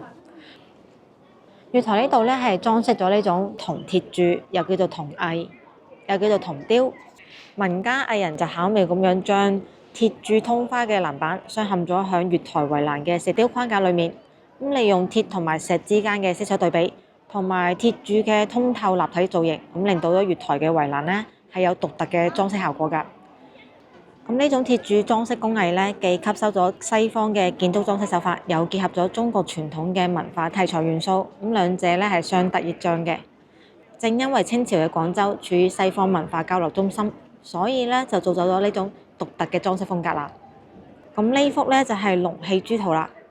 龍係中華民族嘅象徵，傳說中龍係可以興雲作雨㗎。降魔伏妖係英勇權威同埋尊貴嘅象徵啊！古時候咧，古人係會祭拜龍王嚟求雨㗎，希望糧食豐收、日子太平。龍戲珠咧就表達咗糧食豐收、風調雨順嘅美好願望。咁呢幅咧就金玉滿堂圖啦，咁由好多條肥美嘅金魚組成㗎。魚嘅諧音咧係裕，寓意富裕有餘。魚咧又同玉字係諧音，金玉滿堂咧就係寓意財富好多啊！而喺呢張圖隔離嗰幅咧細啲嘅就係鳳鹿圖啦。中國古代傳說有千年壽命嘅鹿咧叫做蒼鹿，所以鹿咧通常就被視為長壽嘅仙獸。鹿咧又同三吉星嘅福祿壽中嘅鹿咧係同音㗎。鹿星咧又叫做文曲星，寓意長壽同埋金榜題名啊。鳳凰咧就被稱為百鳥之王，咁係傳說中可以帶嚟和平同埋幸福嘅神鳥，咁係富貴同埋吉祥嘅象徵，所以鳳鹿圖咧就寓意富貴長壽、步步高升。而呢幅咧係麒麟玉書鳳凰圖，麒麟係古代傳說中嘅動物，咁係人壽有吉祥嘅象徵㗎。麒麟吐玉書咧就有聖人出世嘅寓意啦。相傳孔子出世嘅時候，孔子個阿媽咧就夢見麒麟吐玉書於門前，鳳凰咧就係百鳥之王，咁有高貴同埋權貴嘅象徵㗎。呢度係連續3幅，而呢個月台咧其實係對稱設計，所以一共咧係有6幅麒麟吐玉書㗎，連數量方面都非常之吉祥寓意。睇完麒麟吐玉書，我哋睇埋樓梯嘅另外邊，嗰度咧仲有另外一張圖嘅，就係呢幅啦。正中間呢度用3隻羊嚟暗喻咗三陽開泰㗎。三陽開泰嘅説法咧係嚟自於易經㗎，寓意吉祥。旁邊四周圍大地回春、花開富貴，都係有冬去春來、吉祥好運嘅寓意㗎。而旁邊嗰啲細幅啲嘅咧就係歲歲有餘圖啦。咁係有稻穗同埋2條肥美嘅魚組成㗎。穗咧就同歲諧音，而魚咧就同魚諧音，夾埋一齊咧就係歲餘啦，表達咗生活富裕、家庭殷實，寓意豐衣足食、年年幸福、歲歲有餘嘅富裕生活。而旁邊另外一幅咧就係鰲魚圖啦。鰲魚咧就係中國崇拜嘅吉祥物，龍頭魚身，鰲魚嘅形象咧通常係用於吉祥圖案㗎。呢幅銅鐵柱係用咗鰲魚嘅形象，表達咗陳氏族人希望後世子孫可以獨佔鰲頭、高中狀元、光宗耀祖嘅願望㗎。好，睇完咗鐵雕，我嚟睇睇呢個整體嘅月台啦。咁月台上面嘅柱咧，全部都有雕刻呢個喜上微笑㗎，做工非常之精細。除咗柱上面有喜上微笑之外咧，柱頭上面都有雕刻圖案嘅。咁我哋而家就上月台度慢慢睇。扶手呢度咧係有獅子嘅，每一條樓梯邊咧就有2隻，呢啲獅子咧做得好仔細嘅。小獅子形態各異啊，非常之生動活潑。一上到嚟月台就會見到其他嘅柱頭啦，上面係雕刻咗唔同嘅瓜果㗎。咁聚賢堂前面呢個月台係嶺南石雕裝飾藝術嘅代表，石欄杆上面柱頭咧係用咗鏤雕技法嚟雕刻咗盤盤嘅仙桃啦、桔子、楊桃、佛手，各種各樣嘅嶺南瓜果，你認得幾多樣啊？呢啲係作為貢品嘅，既富有嶺南風情，又寄予咗陳氏子孫以果品祭祀天地神靈同埋祖先嘅虔誠敬意嘅。好，咁我哋睇完咗呢啲瓜果之後，就睇睇呢班石獅子啊，做得好仔細。呢班石獅子咧係分公同埋乸嘅喎，你睇睇呢隻係公定乸？再對比下前面嗰隻，係咪做得好仔細咧？我哋就唔騷擾人哋啦。咁我哋首先睇聚賢堂上邊嘅石梁架，有雙龍戲珠嘅高浮雕圖案嘅，二龍相對，體型修長，以爪護珠。龍咧就係中國古代傳說中嘅神異動物，佢產生於華夏圖騰文化。遠古嘅三皇五帝咧都係以龍作為圖騰㗎。龍珠咧就可以避水火，係吉祥嘅象徵。莊子有云：千金之珠必在九重之淵，而利龍合下。越人言云：種千畝木蘆，不如一龍珠，寓意吉祥、富貴同埋權威㗎。而兩邊嘅石柱頭咧就係張飛戰馬超啦，冇有2條鬚攞槍嘅咧就係馬超啦。旁邊嘅人仔咧就擂鼓同埋攞住馬字旗嘅。另外一邊咧就係張飛啦，肯定就係攞8丈蛇矛啦。張飛都好容易認㗎咋，因為佢有個大肚腩啊。佢旁邊嘅人咧就擂鼓同埋攞自支張字旗嘅。凡係有人擂鼓咧，都係戰嘅意思啊。所以呢幅石雕咧就叫做張飛戰馬超啦。該故事咧就取材於《三國演義》。漢代末年，張魯咧就命令馬超攻打嘉文關，諸葛亮咧就用激將法派遣咗張飛迎戰。馬超、張飛連續交戰，勝負難分。識天識將晚，遂各自安排燈火，挑燈夜戰。挑燈夜戰嘅出處咧就係喺呢度啦。之後諸葛亮咧就派人散佈流言，令到馬超進退兩難啦。再派人去游說，馬超最後就歸順咗劉備啦。中進正廳聚賢堂咧就係書院建築嘅中心啦，咁係當年陳氏族人舉行春秋祭祀或者係議事聚會嘅地方。因為喺嗰10年啊，其實內部破壞咧係比較嚴重嘅，所以其實咧就同以前有啲唔同噶啦。呢幅圖咧就係以前聚賢堂嘅樣啦，咁可以睇到當時嘅大廳咧係掛滿晒對聯噶，而且中間咧仲有一盞西式大吊燈。咁聚賢堂嘅木柱咧係用鐵梨木做嘅，呢種木材咧係非常之堅硬噶，當時咧係響東南亞進口過嚟噶。木柱下面咧就有石製嘅柱座，咁柱座咧就可以保護木柱，防止水汽同埋蟲蛀噶。柱座咧都有唔同嘅圖案，呢個柱座咧就雕刻竹，寓意節節高升啊。而呢個柱座咧就雕刻咗楊桃啦，咁因為楊桃多子啊，所以咧係寓意咗多子噶。呢個金漆木雕神龕咧係陳家祠最豪華嘅木雕啊。不過呢個神龕咧其實同陳家祠係冇任何關係噶。呢個咧係潮汕市潮陽區雍氏世和祖祠嘅神龕，咁只係放喺陳家祠度展出啫。大家可以睇下，其實潮汕木雕同廣式木雕吉祥圖案寓意咧都係差唔多㗎，都係有喜上眉梢啦、福祿雙全、多子多孫。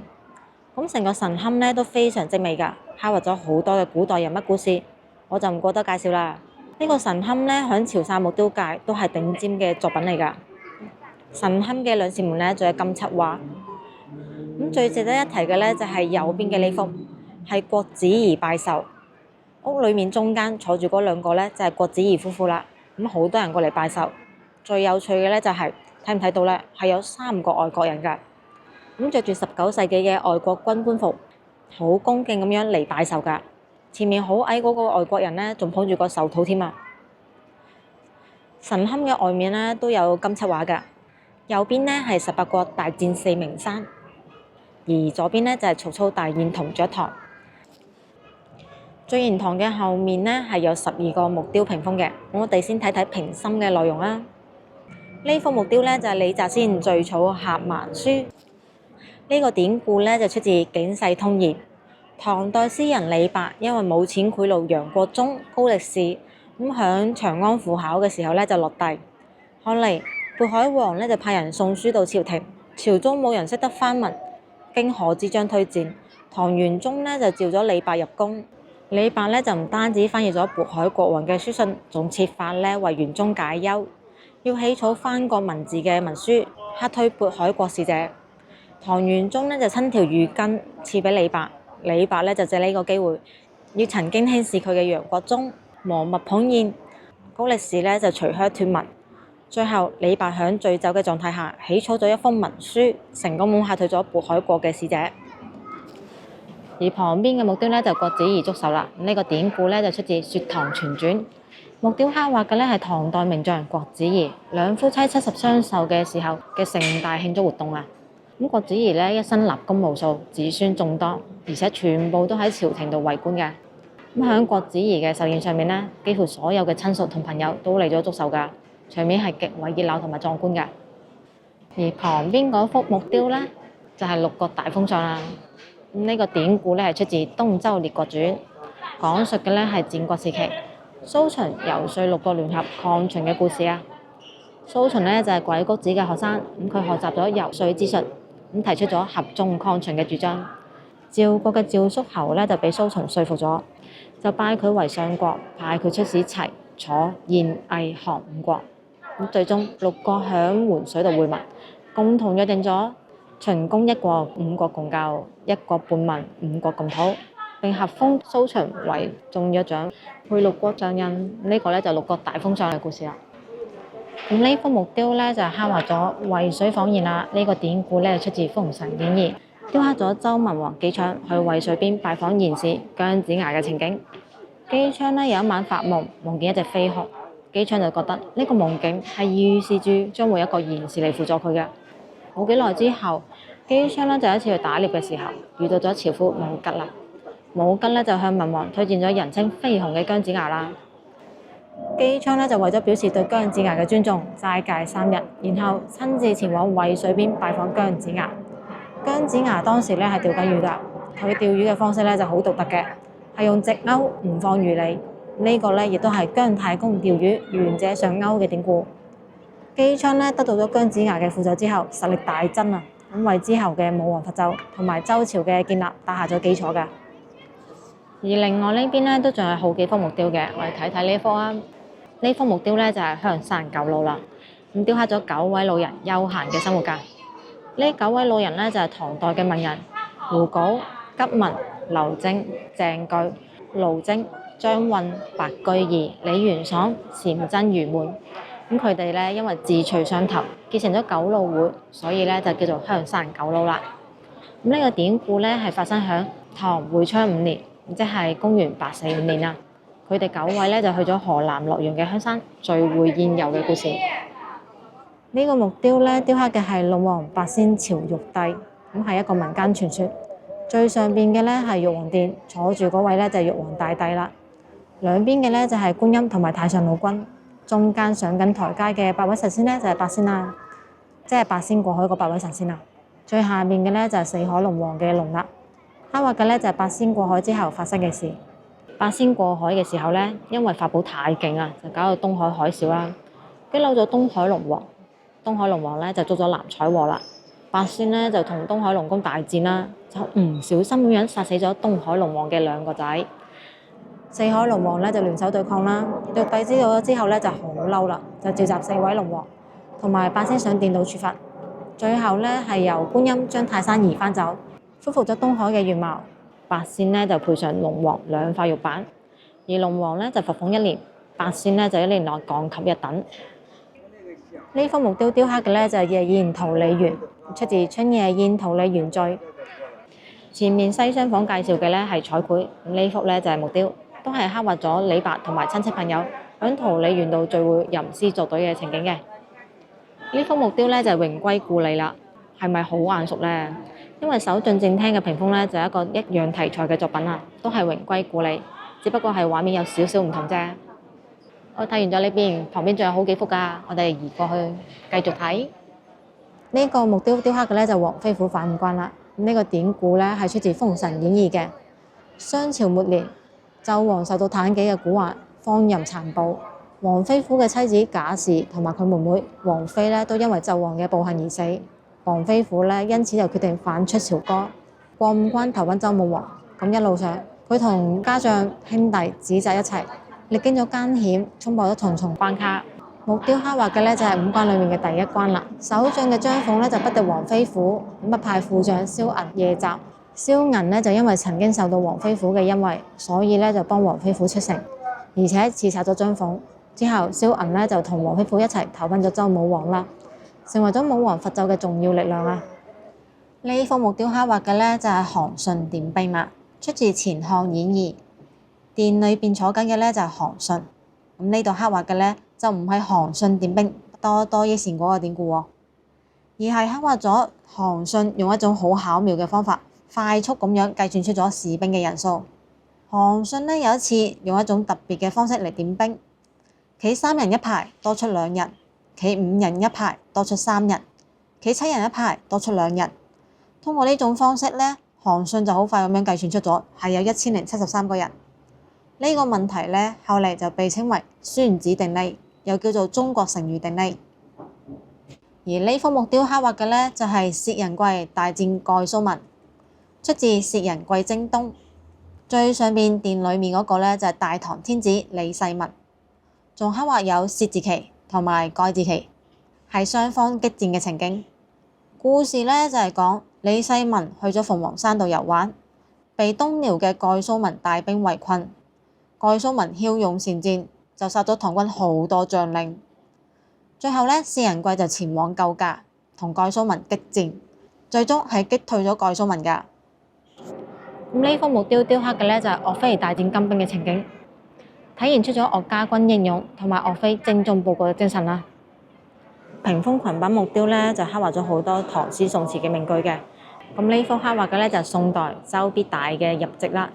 碌壞夾道雜分牙，刺史傳宣助刺茶。唐代楊臣元嘅城東早春，詩家清景在新春，綠柳才黃半未匀。呢幅咧係唐代韋彥物嘅寄李旦原石。去年花裏逢君別，今日花開已一年。而旁邊嘅咧就係宋代劉漢嘅立秋。雨丫提傘玉屏空，一枕新涼一扇風。每一扇屏風下面咧都有唔同嘅詩句㗎。接住刻畫嘅咧就係宋代王令嘅送春。三月殘花落盡開，小燕日日燕飛來。旁邊呢幅雕刻嘅咧就係宋代朱淑珍嘅初夏。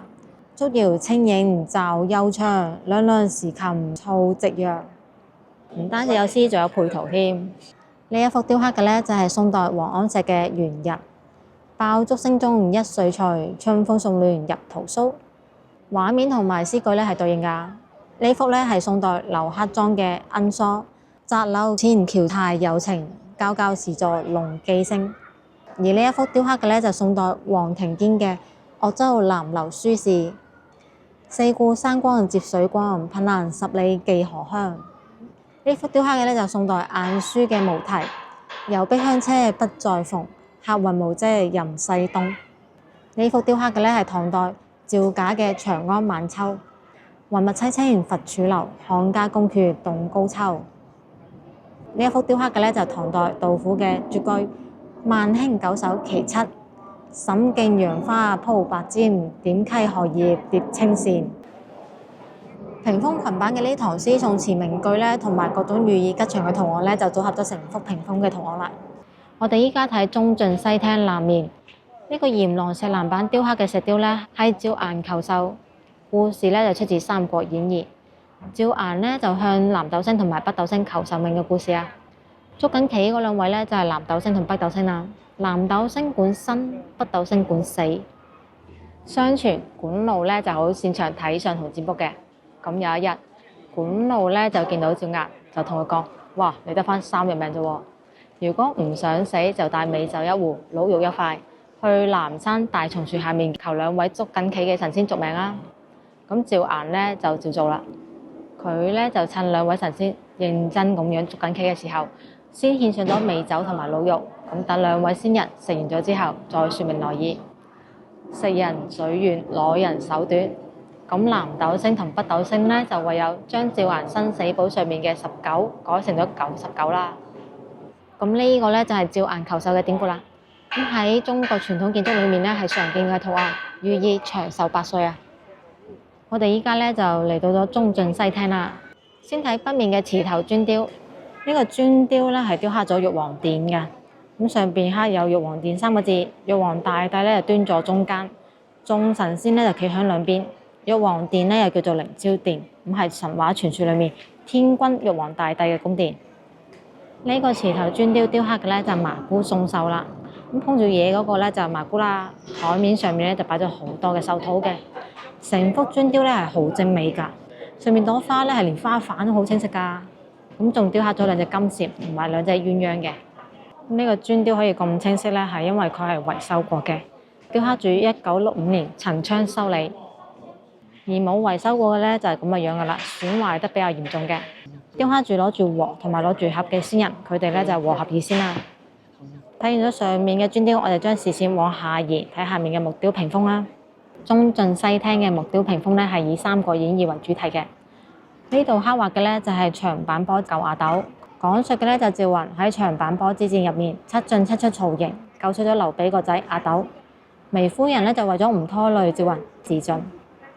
而呢一幅木雕屏風雕刻嘅咧就係赤壁之戰啦，講述嘅咧係公元208年，曹操南下想一統天下，孫權同劉備咧就聯手用火攻戰術喺長江嘅赤壁打贏咗曹操軍隊，咁就奠定咗三國鼎立嘅基礎啦。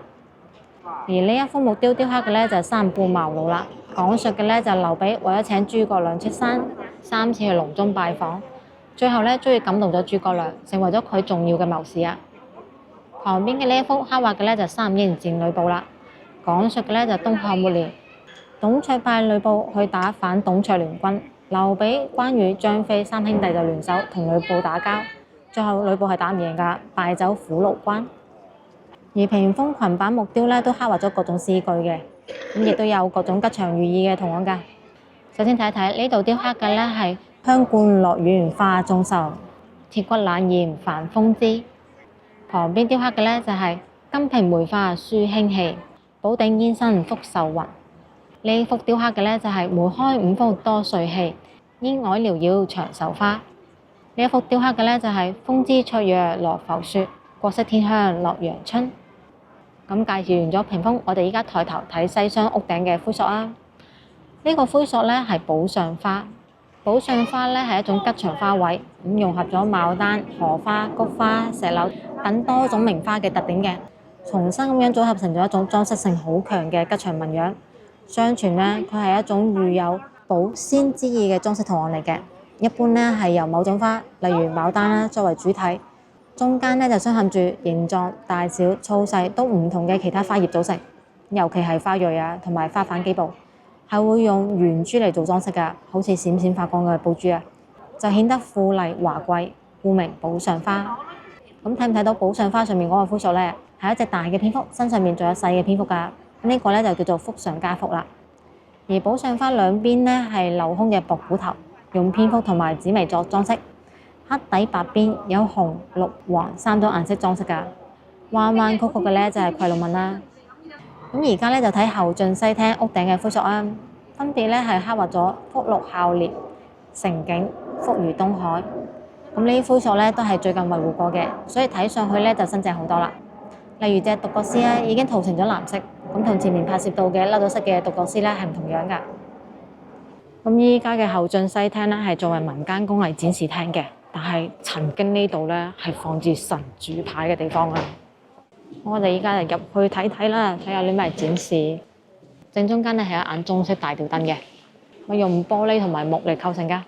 玻璃上面咧係有彩繪添。呢眼燈咧就新做嘅，因為上面藍色嗰座咧係中山紀念堂，而左邊紅色嗰座咧就係依家嘅5層樓。唔單止有得睇喎，仲有得買添喎。手串啊、頸鏈啊、玉章啊、指鎮啊，仲有啲壓花、瓷器。呢個咧就廣彩，咁係廣州地區有上彩瓷工藝嘅簡稱。咁咧係清康熙年間為適應外銷嘅需要，將景德鎮嘅素瓷坯咧就運到咗廣州之後，根據訂貨客戶嘅要求咧就加以繪製嘅。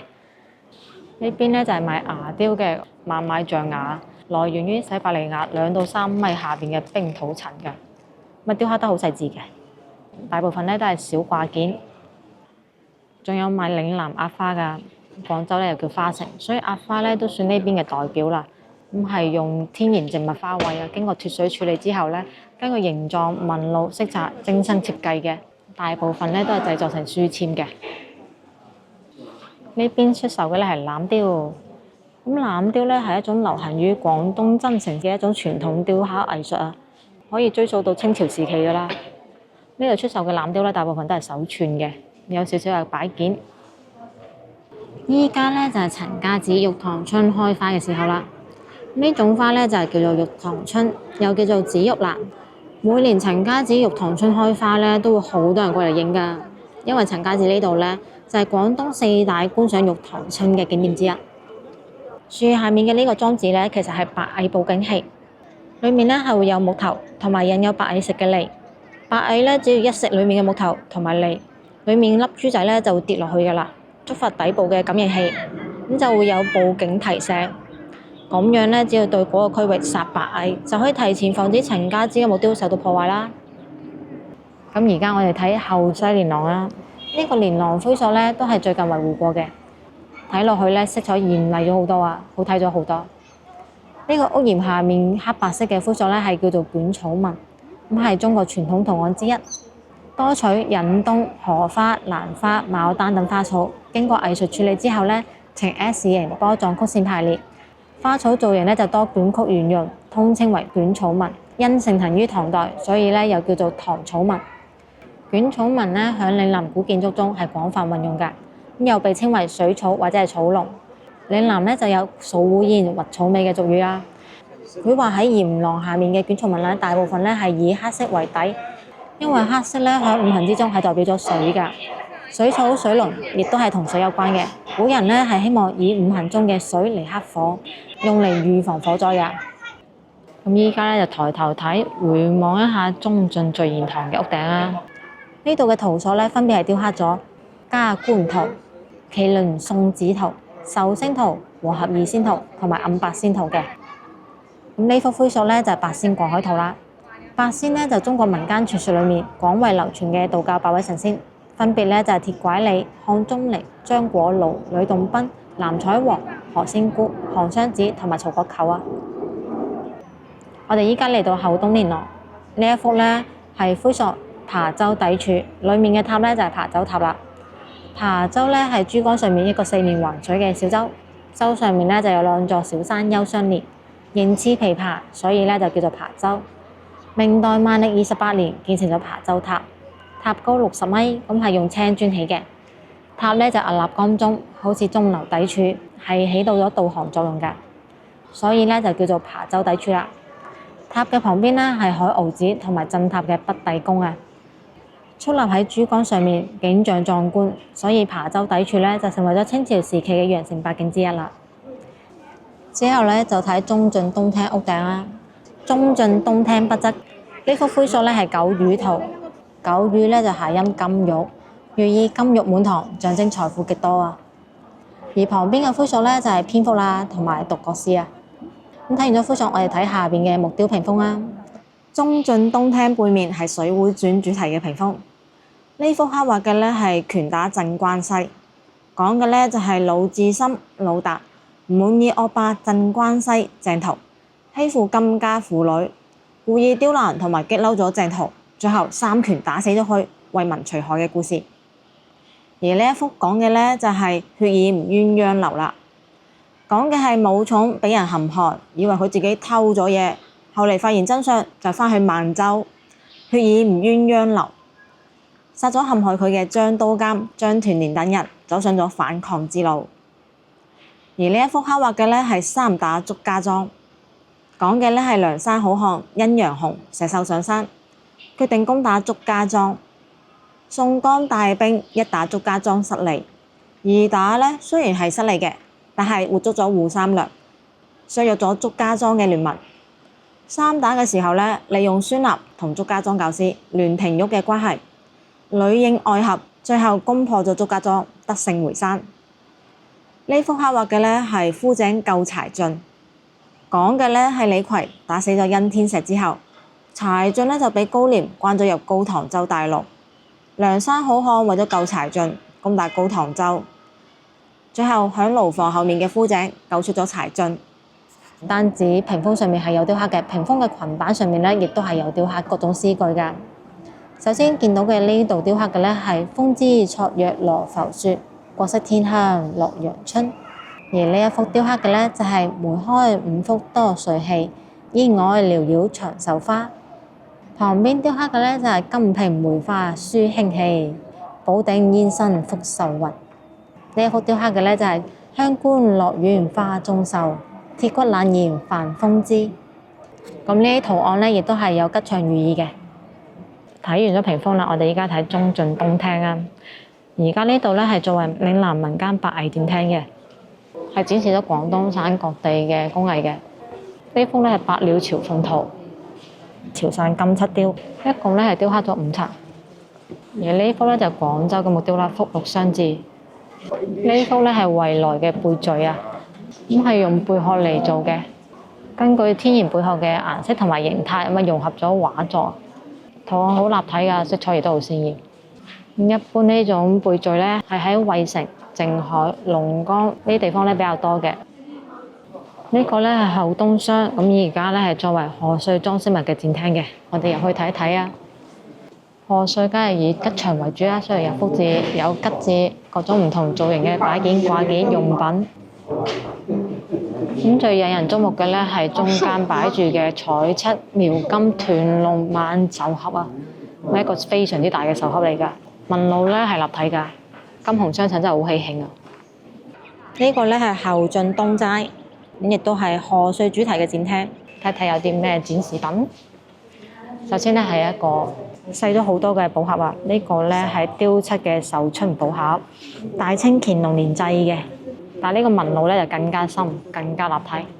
仲有多花瓶、獅子都係賀歲主題嘅，剪紙、舞龍舞獅。而家睇到嘅咧係連版畫，呢個咧係錦邊五彩兒童玩樂。以前嘅呢類畫作咧全部都唔係平面嘅喎，係有立體感㗎。呢個咧係座屏，珊瑚紅五彩兒童玩樂座屏，就係細路仔係點炮仗嘅情景啦。呢個咧背貼水仙花擺件，非常之精美，仲有好多唔同嘅花嘅擺件嘅。咁喺後進東齋度出嚟就係後進東廳啦。咁依家嘅後進東廳咧係作為陳家祠科學保護陳列嘅展廳。陳列咗好多而家陳家祠用緊嘅預防措施嘅，因為防範勝於未然啊嘛。依家咧係做咗好多嘅監測平台俾佢㗎，例如監測呢個水位啦，監測呢個震動啦，監測呢個橫梁結構啦。除咗保護性嘅展示之外咧，仲有修復性嘅展示嘅，展示咗各種積秀類文物修復前後嘅對比圖啦。本身東廳咧其實都係擺放神主牌嘅，所以呢度咧都係會有神龕㗎。後進東廳屋頂上面咧都有好多陶塑灰塑，都好值得一睇嘅，圖案好豐富㗎。特別係左邊嘅呢個月神灰塑，係一個着住紅衫、叉住腰嘅大媽形象。而右邊咧就係日神灰塑啦。依家睇到嘅咧係修復之後嘅樣，咁係拎住個銅鏡嘅。而修復之前咧，佢係俾剪刀手一個耶字手勢㗎。呢個拎住銅鏡嘅咧，先至係清朝時候日神嘅樣。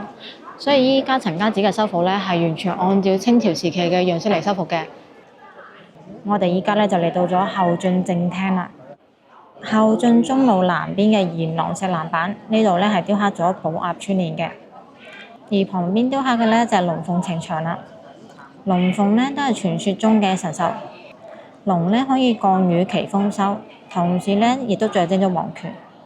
鳳凰高貴，象徵咗美麗仁愛。龍鳳咧通常都會形容有才能嘅人，咁龍鳳結合咧就係太平盛世、高貴吉祥嘅表現啦。喺民間咧又有對新婚夫婦幸福美滿嘅祝願㗎。龍鳳之間咧仲雕刻有魚門兩個字，就係有魚躍龍門、成龍成鳳嘅寓意。裡面嘅鳳凰函書咧都有一層寓意㗎。最初寓意咧係帝王受命，後嚟鳳凰函書咧就寓意成帝王嘅使者送詔書。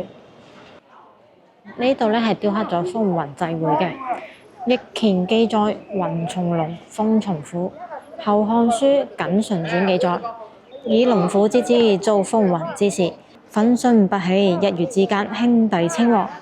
所以後人咧就經常畫龍虎組合嘅圖案啦，寓意咧有才之士可以遇到難得嘅機會平步青雲。咁龍虎之間咧仲雕刻有魚門兩個字，魚門咧又叫做龍門。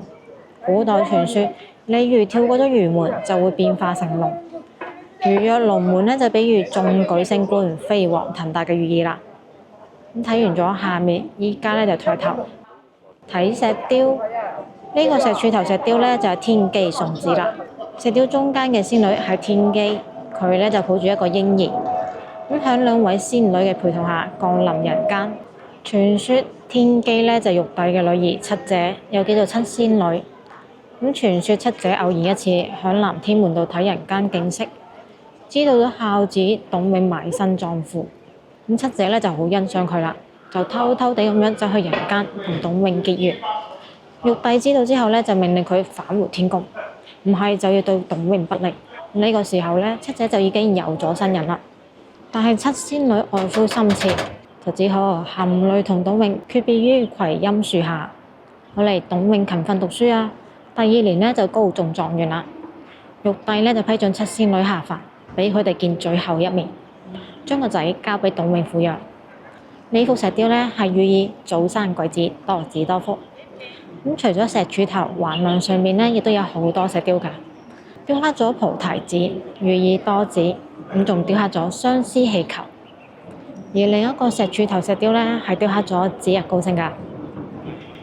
咁睇完咗石雕，我哋依家就睇後進正廳屋頂嘅灰塑啊。佢畫嘅咧係富春山色同埋雨門，顏色新淨，亦都係最近維護過嘅。後進正廳裏面咧就叫做祖堂，祖堂咧就放置陳氏大家族神主牌嘅地方。家族地位越高，就會上得越高，越中間嘅位置。神龕嘅兩邊咧係有好多楹聯，咁楹聯同埋對聯咧係唔同嘅喎。咁喺柱上面嘅咧就係楹聯啦。我哋就講解其中嘅一對楹聯啦。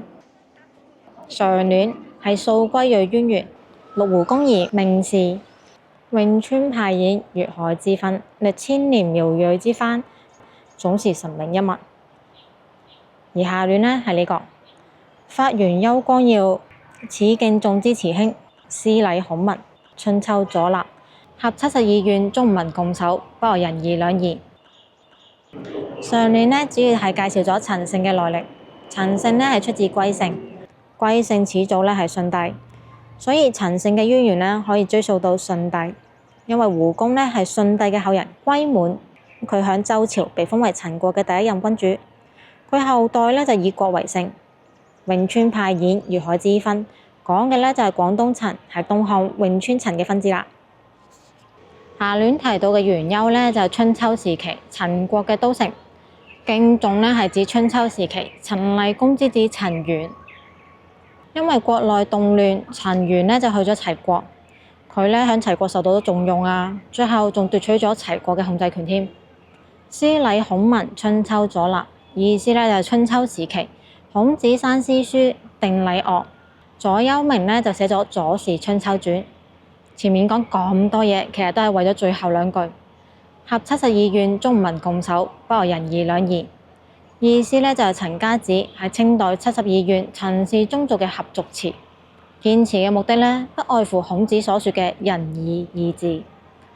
因為當時皇帝咧係好反對起合族詞㗎。陳氏咧多多少少都係違反咗當時嘅君臣之道嘅，所以咧就要揾翻啲合理性啦。最前邊嘅一對楹聯咧係從傳統禮法角度講明咗建合族詞嘅合理性。上聯咧係演歲數胡公，歷周秦漢晉，以訖於今，代有偉人門類大啟。而下聯咧係敬忠長大記，統遠近親疏而系之姓，儀冠一本，真域何分？自始祖陳胡公以嚟，陳氏歷代咧皆有偉人出現。大記咧係指漢代禮書《大戴禮記》，意思咧就係敬奉祖宗嘅禮法。《大戴禮記》已經有詳細記載。咁只要陳氏族人，無論遠近親疏，唔應該有門戶之見、地域之分，都要有同根同姓嘅情誼。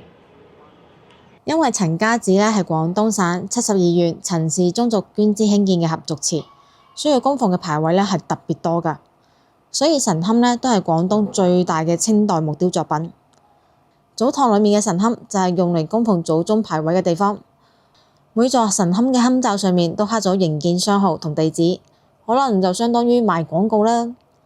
祖堂正中間嘅第一、第四、第五龕刻有元昌街、時泰造；第二、第三龕刻有回蘭橋、劉德昌造。仲雕刻咗製造嘅時間，光緒16年。後進3個廳一共係有11座8米高嘅木雕神龕，由呢啲店號製作嘅陳家祠木雕神龕，體積巨大，集浮雕、通雕、圓雕、線刻於一體，構圖佈局流暢。每座神龕嘅頂部中間都刻咗一個紅日，又叫做寶鑑，周邊呢都鏤刻咗龍鳳、花草、瓜果同人物故事。紋飾係非常華麗㗎，造型上呢都有穩重豪華嘅風格，係廣東現存最大嘅清代木雕傑作。依家拍攝緊嘅呢就係長明燈啦。呢度嘅木雕呢非常複雜華麗，好值得慢慢欣賞㗎。神龕前邊呢係有供奉供品嘅木台嘅，咁擺放住五供。五供呢又叫做五獻，咁喺中國傳統文化裏面，古時候呢係由鼎或者香爐一隻、燭台一對、花瓶一對組成嘅。而現代呢，一般係會用香、花、水、燈、果5種嚟代替。木台呢亦都有雕刻製造信息㗎。呢個咧係聯兵街許三友做，仲雕刻咗好多人物故事，同埋歲獸做裝飾㗎。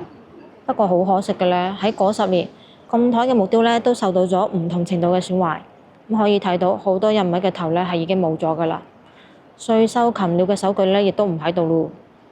神龕上面嘅雕刻嘅數字咧係記錄對應祖先嘅位置嘅，呢個咧就係當時使用嘅數字啦。後進西廳咧依家係作為手工工作室使用㗎，而呢個咧係後西廂，依家咧就作為閱覽室，兼顧旅遊諮詢中心。我哋繼續往前行，往前行咧就可以去到後花園。呢個咧就陳家祠嘅後花園啦。咁我哋就唔單止睇花園嘅，要睇佢嘅外牆。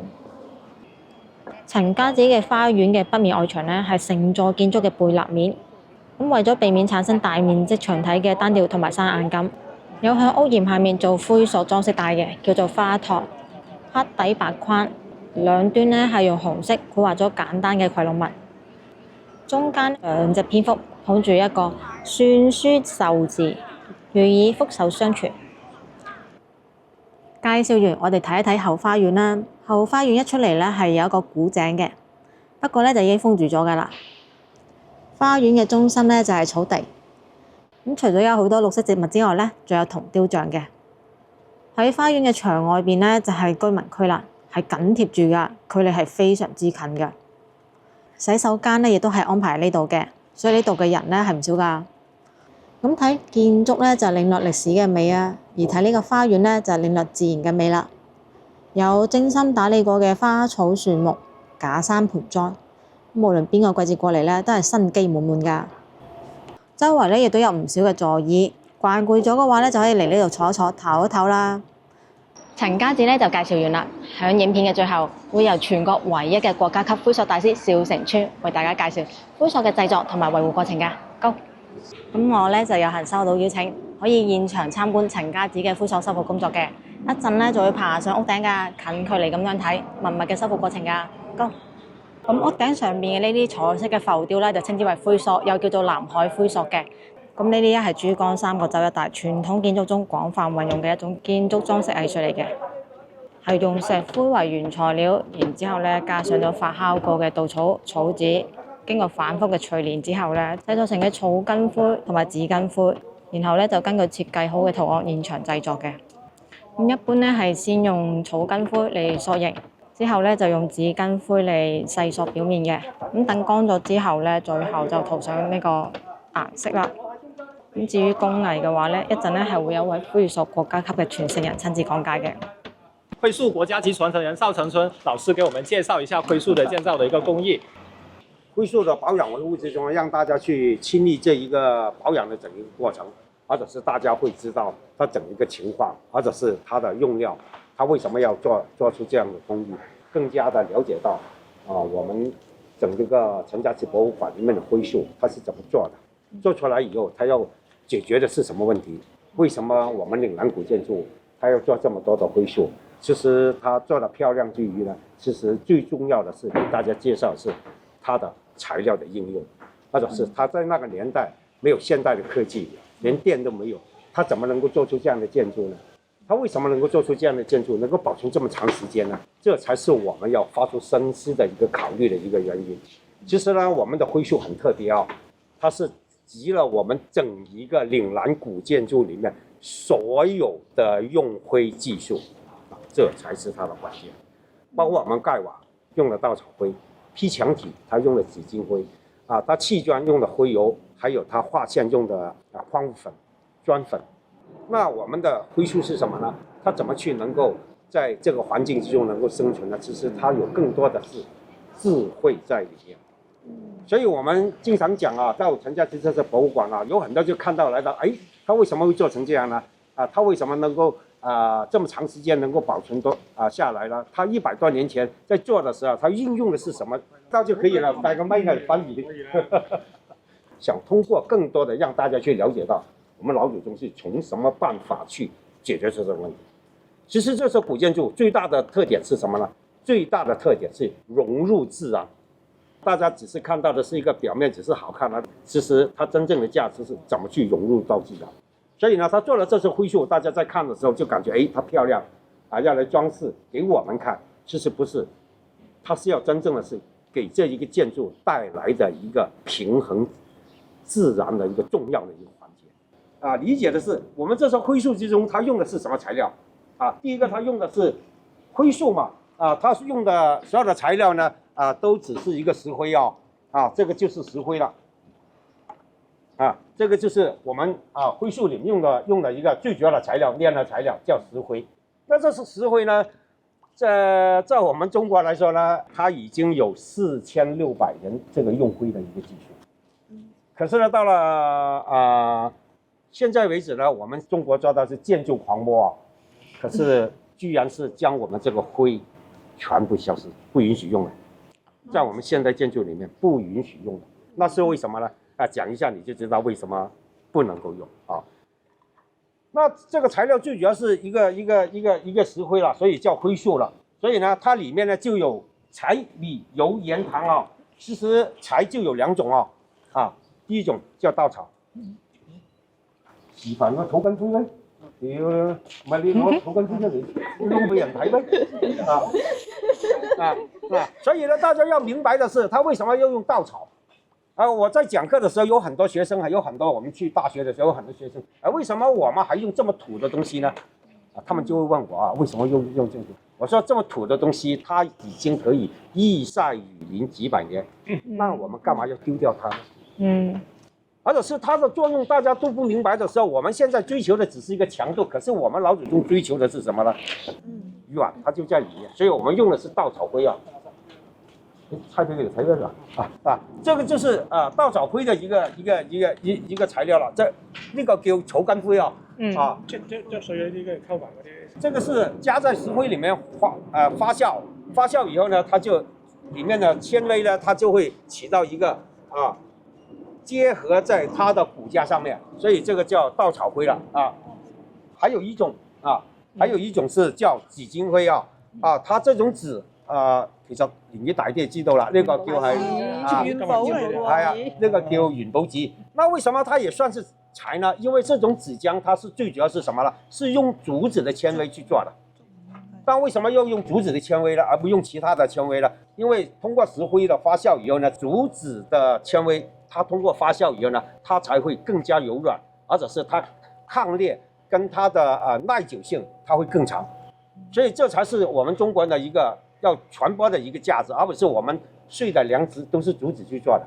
以前我們上一輩的人呢，他們會扔進那個我哋叫石灰凼，泡過之後呢，他才拿出來要來鋪在床上。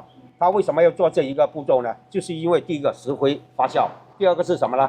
它會去除那個蟲蟻。第三個是什麼呢？當睡的時候，它裡面那個竹子會排出一種碳酸鈣。会越睡它就会越凉快，而且是越有保护膜，而且是又可以杀螨虫、杀细菌所以这才是我们中国人的一个智慧，而不是简单的是我们用的是什么材料。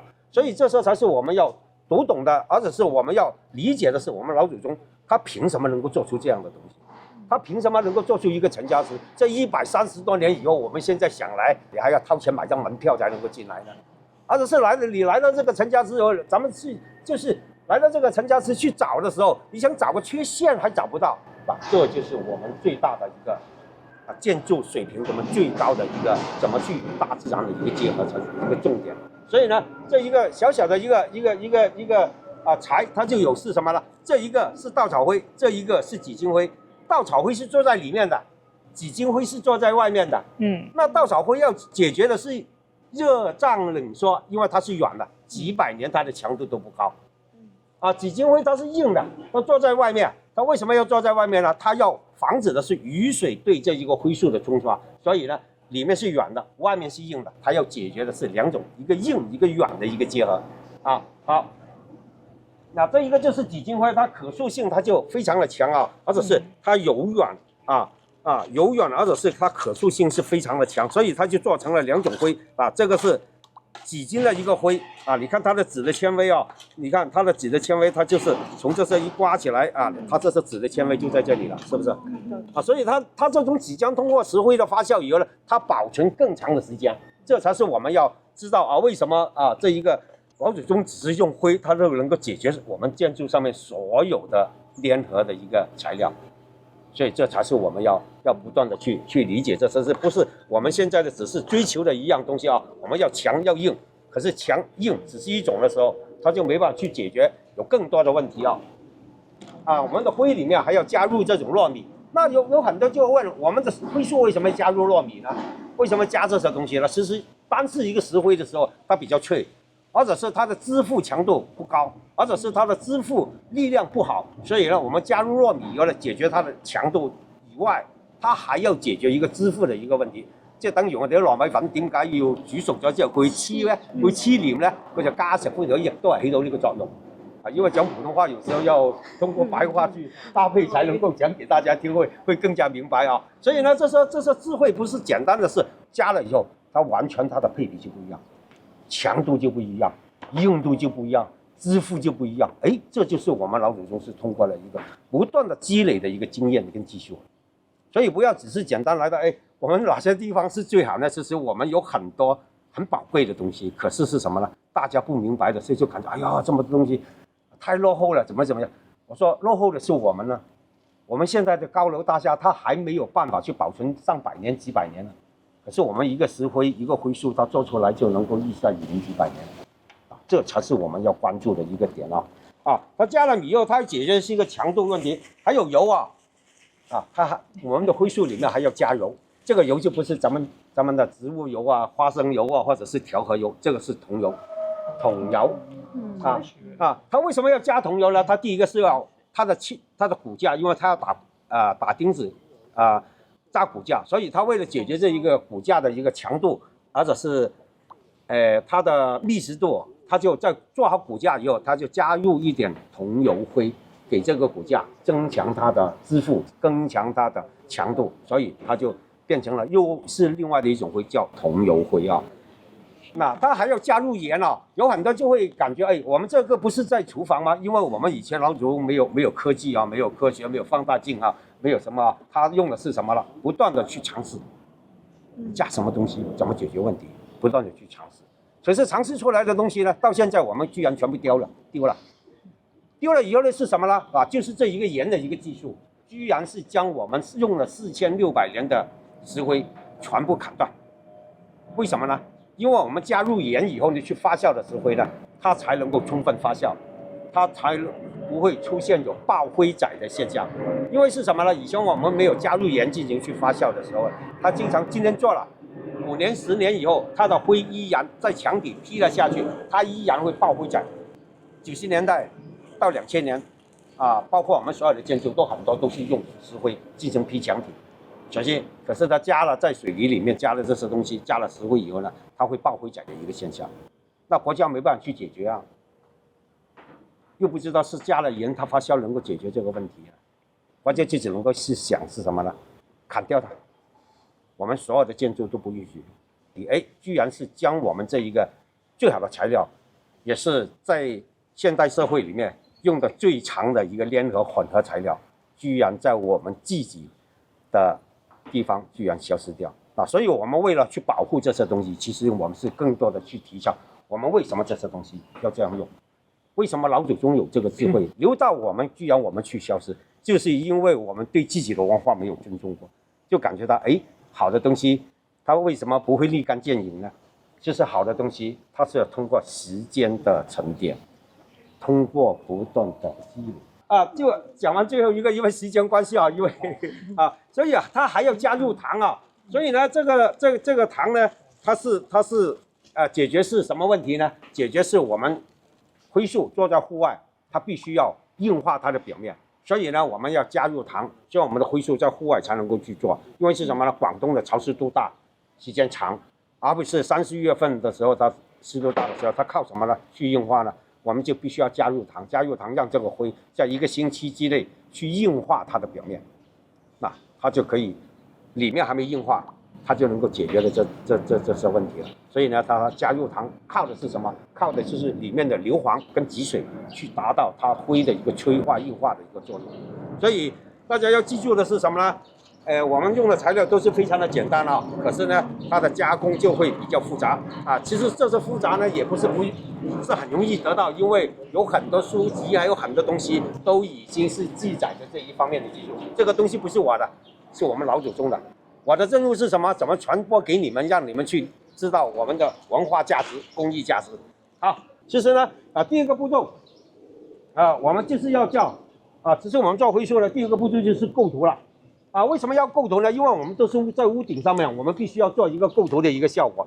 第二个就是什么呢？构完图以后呢，我们第二个就是开始叫扎骨架啊。所以我们就像现在打上钉子，然后是用这个骨架去连接起来。为什么要连接这一个骨架呢？最主要是什么？它是徽跟怎么去跟整一个建筑去结合的时候，它靠的是一个骨架。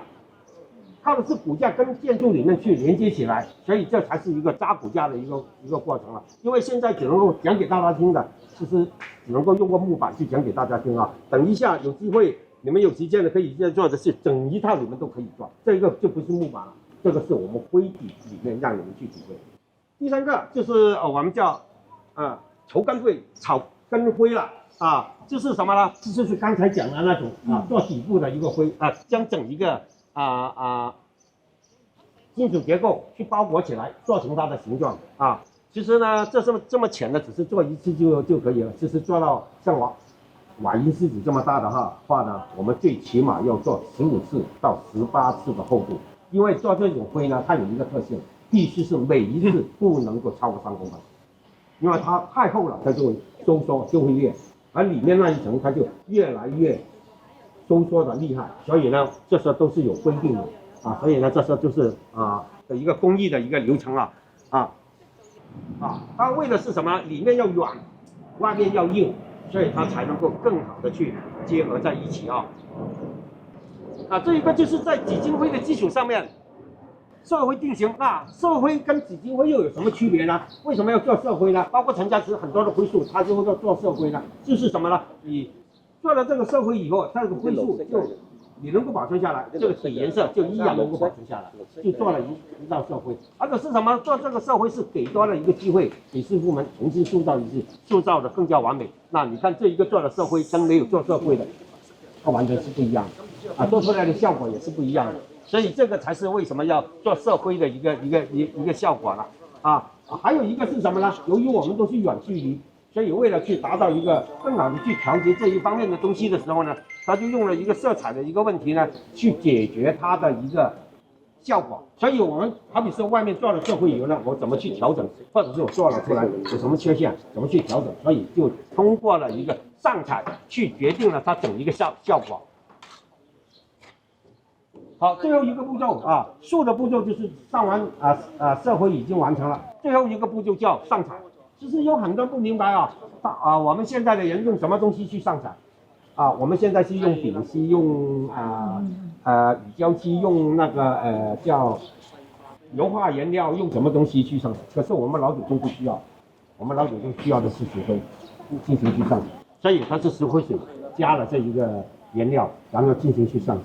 其实有很多不明白，他在户外怎么去固定，他怎么去收缩跟平衡它这一方面的东西呢？其实它最重要的是我们老祖宗对这一个材料的一个了解，它会吸收跟排放，所以在吸收的过程之中呢，它吸水，然后排水的时候呢，它将里面的碳酸钙带出来表面，然后固化在它的徽塑，将那个颜色锁死在它的徽塑里面。它本身就一个徽就能够解决这么多的问题了，我们为什么还用丙烯，用什么材料？丙烯的材料它只是60年代才出来的一个材料，那不是上彩是最容易的一个关键吗？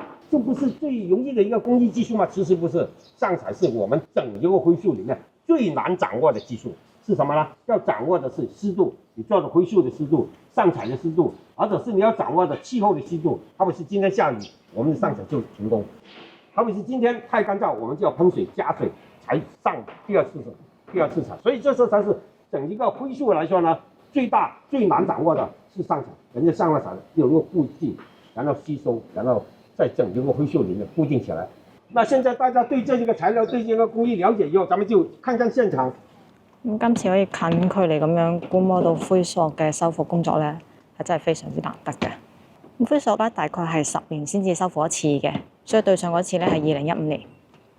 它长青苔，它长这些霉点，长这些东西，它为什么出现这个情况呢？最主要是什么呢？最主要是我们这些灰素，它是会吸水，吸水跟吸气，你看，它瞬间就会吸掉。那在吸的过程之中呢，是什么呢？因为我们老祖宗在做的时候，他不知道现在有 PM2.5啊，有气修尾气啊，有酸雨啊这些。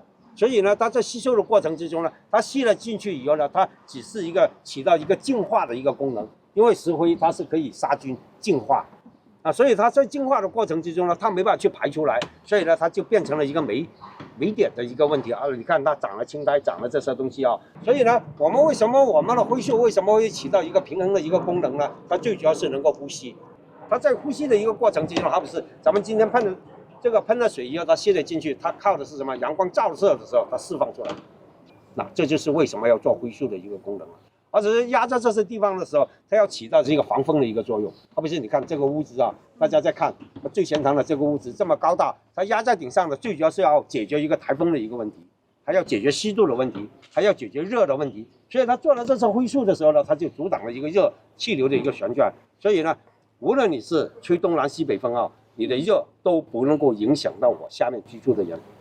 这就是它的一个智慧的一个功能所以呢，在这些吸收的过程之中，你看了刚才一喷水呢，它吸了进去，原来是它在阳光照的时候释放出来，所以在吸的功能过程之中呢，它就保留了很多里面我们现在的杂质啊，这些能够就保存在它灰素里面，所以我们必须要每隔几年我们要对它进行一个维护保养。我做维护保养第一个步骤是什么呢？叫脏的东西的时候，在洗的过程之中，你就知道它将里面的脏的东西。跟它已經腐蝕過嘅點樣講已經腐蝕過的那個表皮的那些呢，都能夠清洗出來。你看，用這些毛刷啊，將它洗乾淨啊，好比是這些還沒洗乾淨的，還要進行繼續去洗。你不是，你看是不是將那個髒的東西能夠洗出來了？是不是？所以這才是我們為什麼要做清洗的一個步驟。清洗過以後呢，我們就下一個，這一個是。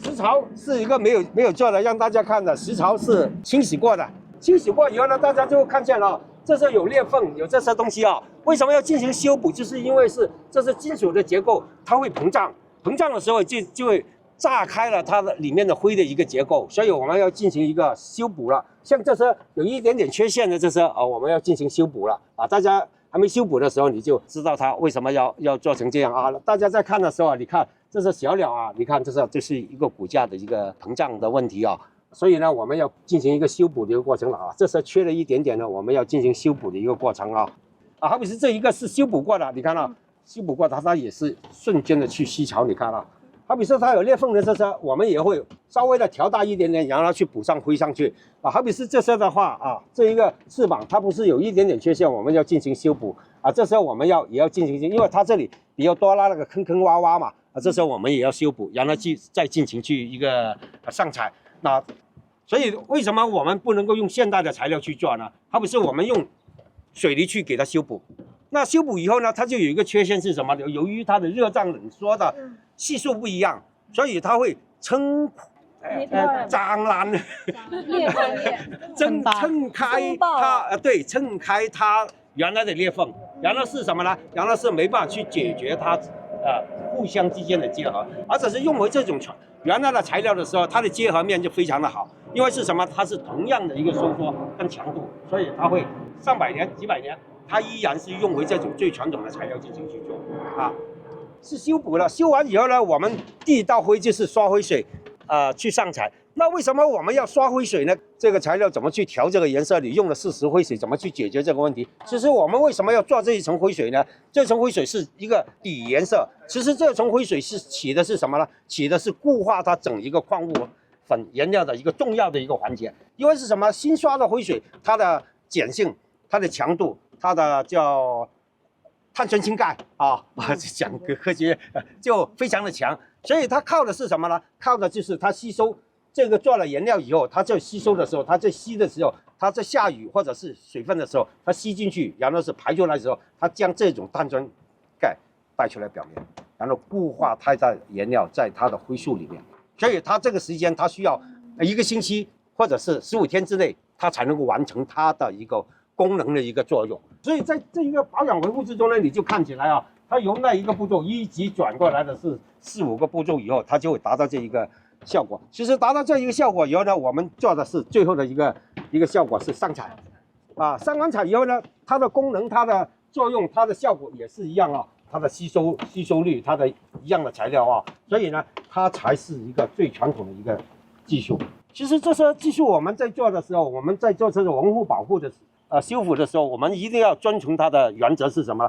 原工艺、原材料，这样去将这一个材料修复出来。然后是什么呢？我们现在不是要它怎么漂亮，要它怎么好，就是我们保持这种工艺以后呢，让我们的后人将来也能够得到更好的这种技术材料，它的运用、它的效果能够达到更好的一个展示，让他们去领略到这是工艺技术的一个特点。其实我们在给这个陈家祠的徽塑做文物保护是给他什么呢？洗澡、抓螨虫，然后是给他穿上衣服只是做这一个步骤。如果是我们不做文物保护，像刚才第一个那个现在是7年左右如果是我们更长时间，它吸的越多，它对灰的影响就会越大。时间越长，它排放的一个湿度就没办法去平衡，它的灰就更容易去朽掉。整一個工藝嘅一個製作流程啦咁今日視頻咧就到呢度啦，中意我視頻想食地道粵菜咧就關注我頻道啊，點個 like 分享俾朋友仔，下期見啦，拜拜。